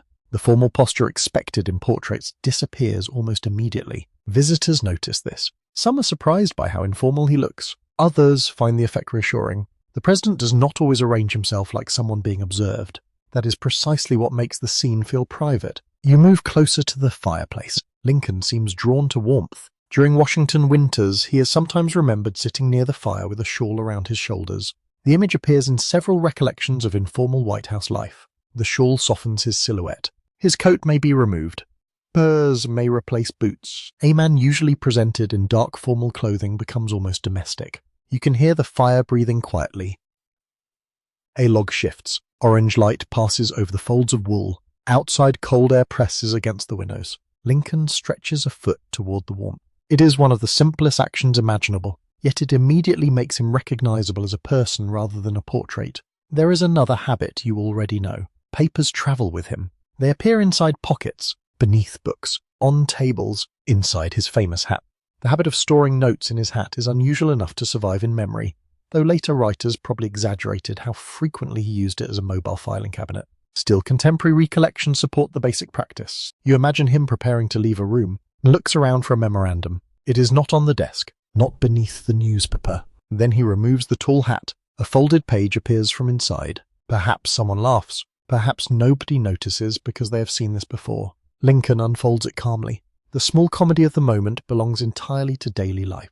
He is also known for carrying scraps on which he has written thoughts. Some eventually become important, others remain fragments. One especially interesting habit is his tendency to write an idea when it occurs to him and save it until he can use it later. A sentence might begin on an envelope, a scrap of paper, a corner torn from something larger. This method is not perfectly organized, but it reflects a mind that does not want to lose a useful thought. You see Lincoln stop near a window. He has remembered something. Instead of trusting memory, he searches for paper. The pen scratches, a few words appear. Then the note disappears into his clothing. Whether every such scrap survived is impossible to know. Most almost certainly did not. That uncertainty leaves you imagining an entire invisible archive. Thousands of tiny thoughts thrown away, burned, misplaced, used for something else. Private history is filled with sentences that never reached an archive. You follow Lincoln toward a doorway. Here another characteristic posture appears. He sometimes leans against a desk, a mantel, the side of a doorway. His body rarely seems perfectly arranged. This lack of stiffness may help explain why people often describe him as awkward before he begins speaking. Then conversation starts. The physical impression changes. His face becomes expressive. His hands move. His body seems to belong to the story. Movement transforms him. Photographs cannot show that transformation. This is one reason written eyewitness accounts matter so much. Some observers say Lincoln can appear homely when still and almost striking when animated. The description is subjective, of course. Ideas of attractiveness vary from person to person, yet the repeated contrast is revealing. His face in motion was different from his face at rest. You imagine his eyes brightening. A line around the mouth shifts. The familiar solemnity breaks. Then laughter arrives. It can be surprisingly physical. Lincoln sometimes laughs with his whole body. The shoulders loosen. His head moves. The room responds. You have already seen humor used as relief, but now you notice the bodily habit itself. Laughing changes his posture more thoroughly than any formal instruction could. Then the moment passes. He reaches for a handkerchief. Such small objects are almost invisible in biography, yet handkerchiefs are essential parts of 19th century clothing. They are carried daily, used practically, folded into pockets, washed repeatedly. Lincoln surely handles them countless times without imagining anyone would care. You think about all the other unnoticed objects surrounding him. A comb, a razor, a pocket knife, a watch, pens, spectacles, gloves, keys. Each one enters and leaves his hand without ceremony. Some survive, most do not. One object associated closely with Lincoln is his pocket watch. Like many men of his era, he carries it on a chain. You can imagine him checking the hour during a crowded day. The case opens. The mechanism ticks steadily. There is a curious detail about one of Lincoln's watches that became known only much later. In 1861, while repairing Lincoln's watch, a jeweler named Jonathan Dillon reportedly engraved a private message inside the movement after hearing news of the attack on Fort Sumter. The inscription remained hidden for generations. When the Smithsonian later opened the watch, an inscription was indeed found, though its wording differed somewhat from Dillon's elderly recollection. This is a perfect example of hidden history. Lincoln apparently never knew the message was there. He carried the watch without realizing that another man had placed a tiny record of his own feelings inside it. You hold the image gently. A president checks the time. A secret sentence ticks beside him. The owner never reads it. Few objects could better represent the invisible layers surrounding private life. There are habits of sound as well. Lincoln hums or recites at times. He repeats poetry. He reads passages aloud. He may test a sentence under his breath. Someone passing in the corridor might hear his voice before entering. You imagine that low domestic sound, not a speech, just a line spoken to himself. Exactly how often he did this is difficult to determine. Different witnesses remember different habits, but his preference for hearing language is well established.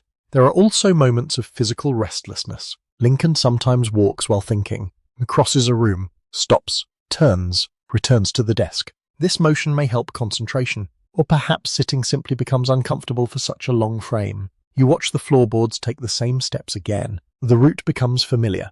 Desk, window, fireplace, back again. Nothing important seems to happen, yet thought is moving. That is the strange thing about private habits. They often look empty from the outside. A man walks across a room. A man warms his hands. A man searches his pocket. A man scratches his head while reading. Inside those gestures may be fatigue, concentration, memory, or nothing more complicated than bodily comfort. Historians sometimes want every action to mean something. You resist that temptation. Lincoln can rub his hands because they are cold. He can lean because he's tired. He can stare from a window because there is something outside worth seeing. Ordinary explanation deserves sparing. You notice how he interacts with servants too. Accounts suggest that Lincoln could be informal and courteous with household workers, though surviving recollections are incomplete and often written later. He is capable of remembering names. He may exchange remarks. He does not maintain the rigid ceremonial distance some might expect from a president. But the White House remains a workplace with clear social hierarchies. Domestic employees still perform exhausting labor that allows Lincoln's informality to exist comfortably. Someone fills the coal bucket. Someone clears the ash. Someone polishes the boots. Someone washes the handkerchief. The small habit of sitting warmly beside a fire depends upon someone else tending that fire. You cannot separate private comfort from hidden labor. This is one of history's quieter truths. You move toward the hall. Lincoln is preparing to go out. The transformation begins again. Boots, coat, perhaps gloves, then the hat. His body resumes the recognizable silhouette. Yet now you know what exists beneath it. A man who sits awkwardly. A man who loses track of papers. A man who carries private scraps. A man who warms himself in a shawl. A man who laughs until his entire face changes. A man who may carry a secret inscription inside his watch without ever discovering it. The door opens. Cool air enters. Lincoln pauses for a moment, perhaps checking one pocket and then another. Everything seems to be there, and steps forward. Soon you will enter the final ordinary weeks of his life. But you do not approach them as though every moment contains an omen. That would distort the quiet reality.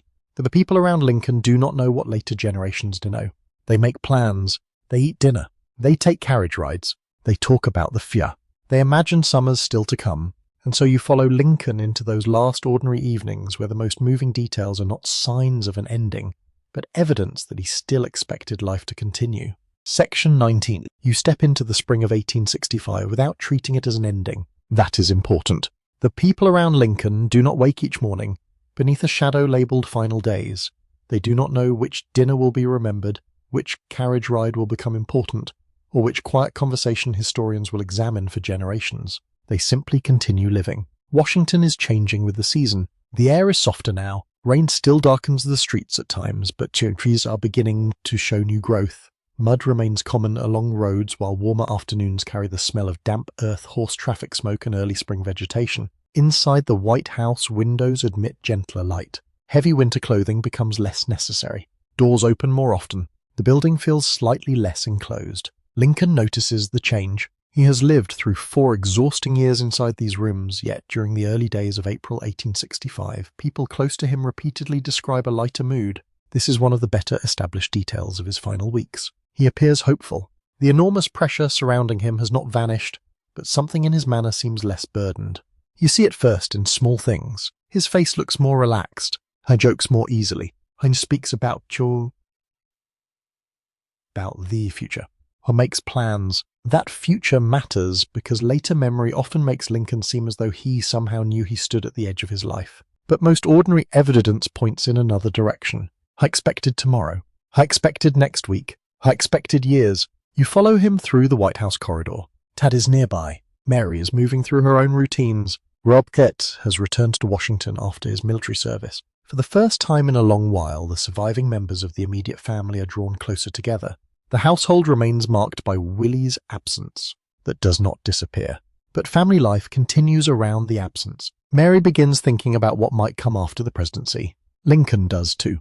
There are conversations about travel, rest, turning eventually to Illinois, perhaps practicing law again, perhaps visiting places they have never seen together. The exact details of every future plan differ among later recollections, so you hold them lightly. What is clear is the direction. They are imagining life beyond the White House. That may be one of the quietest and most moving details in the entire story. For years, the White House has been their home because history placed them there. Now they can begin imagining leaving it. You picture Lincoln standing near a window. Outside carriages pass. Perhaps he wonders what it would feel like to wake without strangers waiting downstairs. No office seekers. No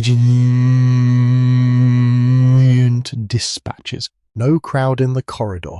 A house where the front door belongs only to the family. The thought must have been strange. His private life during the presidency has barely been private at all. Even meals have been interrupted. Bedrooms have been reached by messages. Late nights have belonged to telegraphs. A future beyond that constant demand might seem almost unreal. You move into an evening room. Mary is present.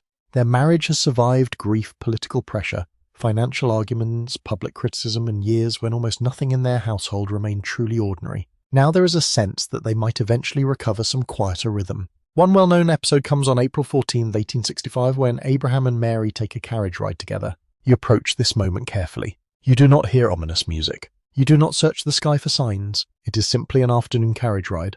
Washington is mild. The roads are familiar. The carriage moves with the steady rhythm you have heard many times before. Hooves strike the ground. Wheels roll over uneven streets. The enclosed space offers the couple a degree of privacy rare inside the White House. Mary later remembered Lincoln as unusually cheerful during this ride. According to her recollections, he spoke about enjoying life together after years of difficulty. The precise wording has been transmitted through later accounts and should not be treated as a perfect transcript. But the remembered mood is consistent with other observations from the period. Lincoln is looking forward. You sit opposite them in an imagination. Mary speaks. Lincoln answers. The city passes outside. For once there is no desk between them. No line of visitors. No servant waiting with a message. No child interrupting. Just husband and wife moving through the afternoon. Their relationship has always been more complicated than later legends sometimes allow. They could argue fiercely. They could frustrate each other. They had different attitudes toward money, social life discipline, and domestic appearance. Yet they also shared more than 2 decades of marriage. They had buried 2 sons together. They had watched 2 others grow. They had moved from Springfield into the most scrutinized household in America. You cannot reduce that history to harmony or conflict. The carriage contains both. You listen to the wheels. Lincoln may be enjoying the rare simplicity of motion. He has always found something useful in movement. Walking, riding, traveling the old legal circuit. A carriage creates a temporary world of its own. You leave the afternoon and follow him back toward the White House. Dinner still matters. Clothing still matters. Someone still has to decide where everyone will go that evening. These ordinary choices continue right beside history. That night, Lincoln and Mary plan to attend a performance of the comedy Our American Cousin at Ford's Theatre. The choice is not extraordinary. Lincoln enjoys theatre. You already know his affection for Shakespeare, but he also appreciates live performance more broadly. Theatre offers temporary escape. The room darkens. Actors speak other people's words. For a few hours, the audience enters another world. Mary also enjoys social outings. The evening therefore begins as something familiar. Before it comes, however, the household moves through an ordinary day. Lincoln eats breakfast. He receives people. He works. He talks with his son Robert. He attends a cabinet meeting. These are public facts, but you remain interested in their domestic edges. What did his coat feel like when he removed it? Was coffee left unfinished? Did Tad appear unexpectedly? Did Lincoln look for a misplaced paper? Most of these details are lost. That is precisely why you imagine the routine through habits you already know. A day does not become different simply because later generations know its date. You notice Lincoln's clothing. He dresses carefully enough for the theatre. A dark suit. A coat. Boots. His tall hat. The familiar silhouette forms again. One of the most famous surviving objects associated with that evening is the black silk top hat he wore.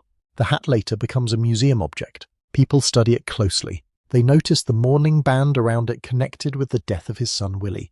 This detail brings private and public memory together in a single object. A hat that has already followed Lincoln through ordinary days still carries a sign of family grief, and places it on his head. Perhaps he does not think about the band at all. Objects can hold meanings their owners no longer consciously notice. You follow the family downstairs. Tad will not attend the same theatre with his parents that evening. He goes instead to another performance elsewhere, with companions. Robert also does not join them at Ford's Theatre.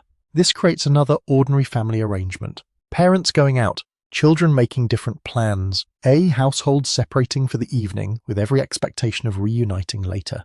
That expectation matters. You remain with it. Mary may check her clothing before leaving. Lincoln waits. A carriage is prepared. Servants move nearby. Doors open.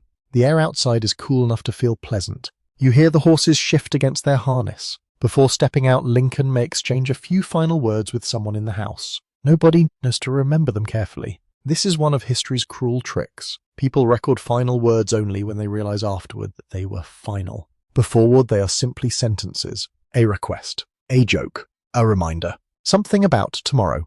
And there is much talk of tomorrow around Lincoln during these days. He considers future government appointments. He discusses Reconstruction. He makes social plans. He thinks about travel. He thinks about family. The future remains crowded. One unusual detail comes from Wardhill Lamon's later account of Lincoln's dreams. You encountered this earlier. Stories grew around the idea that Lincoln somehow foresaw his own death. The most famous dream places morning inside the White House. Another account involves Lincoln describing a recurring dream of traveling rapidly across dark water before important events. These stories have attracted fascination for generations, but historians remain cautious. Some were recorded later. Memory and folklore became intertwined. You do not need prophetic dreams to make these days meaningful. Their ordinariness is enough. In fact, removing the prophecy makes them more human. Lincoln did not need to know what was coming for his final private moments to matter. He only needed to believe life was continuing. You stand beside the carriage. Mary enters. Lincoln follows. The vehicle begins moving. Washington slides past again. Gas lamps are being lit as evening deepens. Shop windows glow.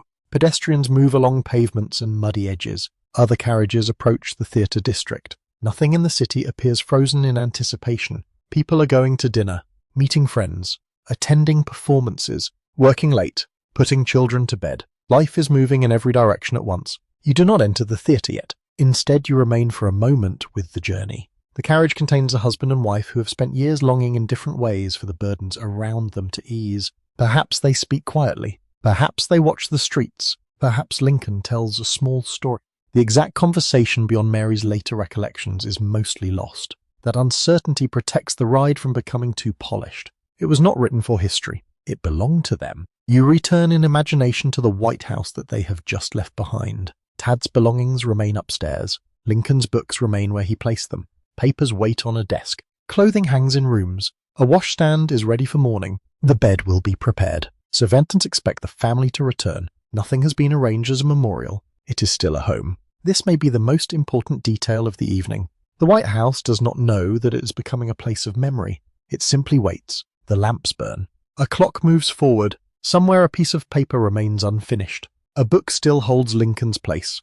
And when you look at these ordinary objects, you understand how private life actually disappears. Not all at once. It stops in the middle of routine. A coat remains where someone expected to wear it again. A conversation assumes another conversation will follow. Family leaves home expecting to come back. You do not need to move into the violence that follows, that belongs to another kind of history. Your journey has always been about the quieter one, so you stay with the rooms, the furniture, the books, the hat removed later from the shape it knew so well, the child waiting for his father, the household workers who will hear news, the empty bed upstairs, and as the spring night deepens, you prepare for one final walk through Abraham Lincoln's private world. Not through the moment of his death, but through what remained afterward. Objects, rooms, memories, stories told by children, servants, friends, secretaries, and strangers. All the fragile pieces from which a private life can be reconstructed after the person at its center is gone. Section 20. You return to the White House after Lincoln is gone, but you do not enter it as a place of tragedy. You enter it as a house that suddenly contains memories. The corridors are familiar. The same doors remain. The same windows look out toward Washington.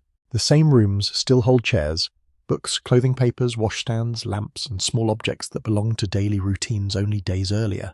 Yet everything has changed. Any object becomes different when the person expected to use it does not return. A chair is no longer simply a chair.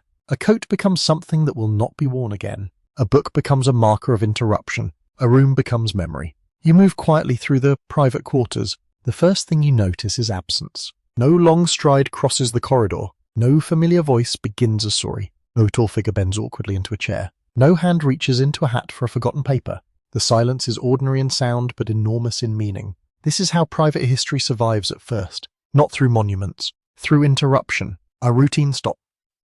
Someone else must decide what happens to the things left behind. Mary's life changes completely. Tad's does too. Robert, now a young man, carries his father's memory into an adulthood that will extend far beyond the White House years. The family no longer moves through these rooms in the same way, and soon they will leave them. But before that happens, there are possessions to gather, clothing to fold, papers to sort, personal item to decide upon. Objects that seem minor in the moment will later become historical treasures. You imagine someone opening a drawer. Inside are gloves, perhaps a handkerchief, perhaps notes. A simple thing once handled without thought now feels precious. This transformation is one of the strangest processes in history. Value can arrive after use ends. Lincoln's stovepipe hats offer a perfect example. During his life, they are practical objects. They shelter him from weather.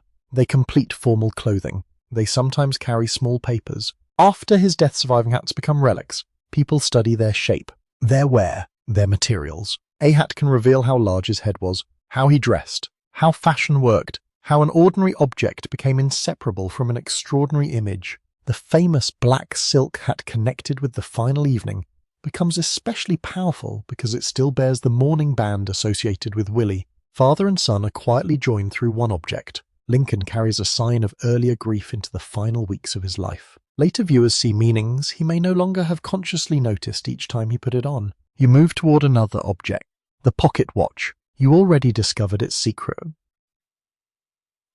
Inside hidden, where Lincoln never seems to have known it existed, a jeweler had scratched a private message in 1861. For decades, the story sounded almost too perfect. Then the watch was opened. The inscription was there, not exactly as the elderly jeweler had remembered it, but close enough to reveal the remarkable truth. Lincoln had carried another person's hidden words beside him, day after day, meeting after meeting, perhaps through quiet walks, perhaps during sleepless nights. He checked the time without seeing the message within. This feels like a symbol, but it does not need to become one. It is simply an unusual historical fact. Sometimes history really does hide inside an object. You continue toward the desk. Paper survives differently. Some documents remain because people recognize their importance immediately. Others survive accidentally. A note is placed inside a folder. A letter is kept by its recipient. A draft is never thrown away. The famous unsent letter to General Meade survives because Lincoln did not destroy it.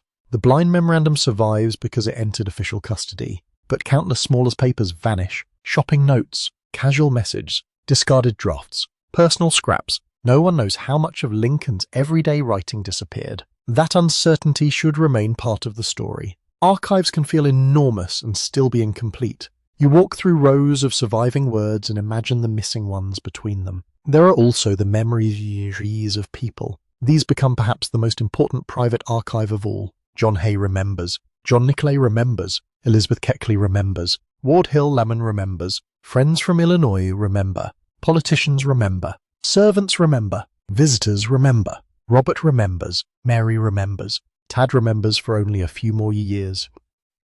Each memory preserves a different Lincoln. That difference matters. One person remembers his laugh. Another remembers his sadness. Another remembers his clothes. Another remembers the way he listened. Someone remembers a joke. Someone remembers an unfinished conversation. Someone remembers him in slippers. Someone remembers him standing beside a window. No single witness owns the whole man. Private history becomes a mosaic. You have to stand back to see the shape, and even then pieces are missing. Mary's memories are particularly complicated. Her grief does not settle quietly. She has already lost Eddie. Then Willie. Now Abraham.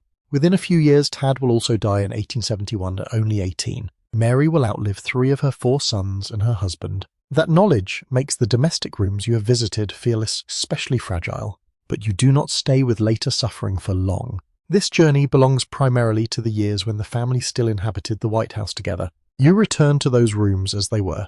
Willie reading, Tad running, Mary inspecting fabric, Lincoln warming himself by the fire, a goat outside, coffee cooling, a letter being folded. These scenes now matter more than their endings. You move toward Lincoln's bedroom. The bed is empty. It is tempting to treat the room as sacred. But during Lincoln's life, it was practical. He slept here. He woke tired.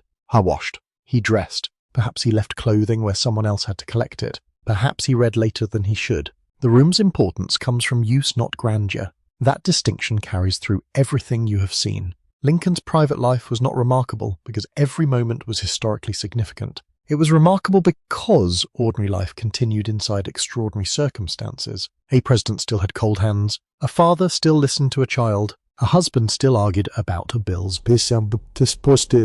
A man still lost papers. You step toward a window. Washington beyond it begins changing rapidly after Lincoln's time. The city expands. Streets improve. New buildings rise. The White House itself undergoes repeated changes. Furniture moves. Rooms are redecorated. Later presidents bring different families, children, servants, habits and tastes. The private Lincoln White House slowly disappears. This is an established fact of the building's history. The structure remains, but interiors evolve continuously. By the early 20th century, major renovations alter the arrangement significantly. Then, during the Truman Reconstruction between 1948 and 1952, the interior is largely dismantled and rebuilt within the exterior walls because the old structure has become dangerously weak. That means the physical rooms you have imagined cannot simply be visited today in untouched form. Walls have changed, floors have changed, materials have been replaced. This can feel disappointing, but perhaps it is appropriate. Homes are never fixed. Families alter them. Time alters them. Memory does the rest. Some Lincoln-associated furniture and objects survive in museums and collections. Others disappeared. A chair may be authentic. Another may only resemble something he used.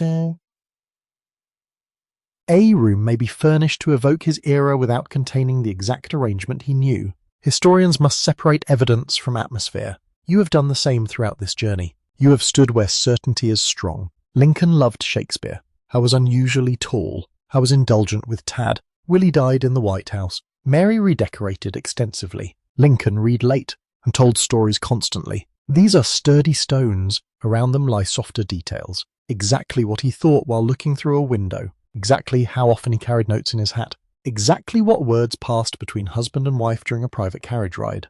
These remain uncertain. You have left them uncertain. That is part of respecting private history. Not every silence needs to be filled. You move toward the family rooms again. Something catches your attention. A photograph. Photography gives you one of the strongest illusions of closeness. You can look directly at Lincoln's face. The lines around his mouth are visible. The hair is imperfect. The beard is familiar. His hands may rest on a chair or hold a paper. Yet the photograph still withholds almost everything you have discovered.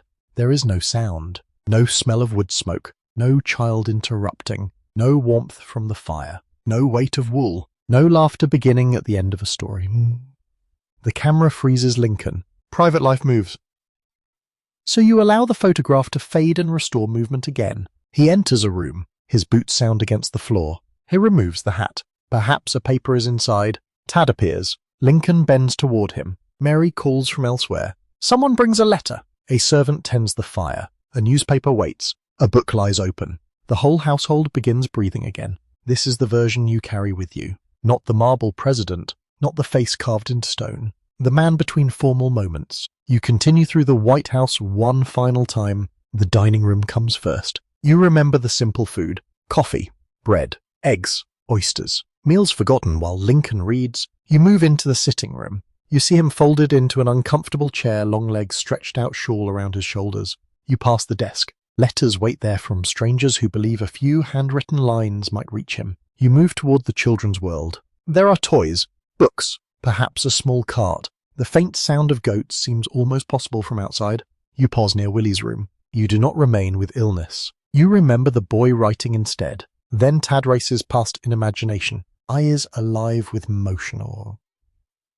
It disappears downstairs towards each other. You follow more slowly. Lincoln is reading.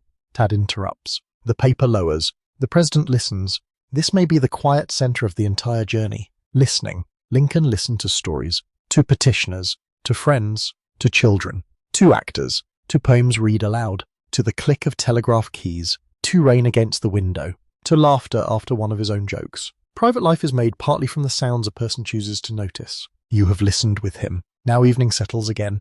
The light outside becomes softer. Washington turns pale beyond the windows. A servant enters to light another lamp. The flame appears small at first, then steadies. A glow touches the furniture. You hear paper turn. Lincoln has returned to his book. Perhaps Shakespeare. Perhaps poetry. Perhaps only a newspaper. It does not matter. His long hand rests against the page. For a few minutes, no ball. He needs anything. No visitor enters.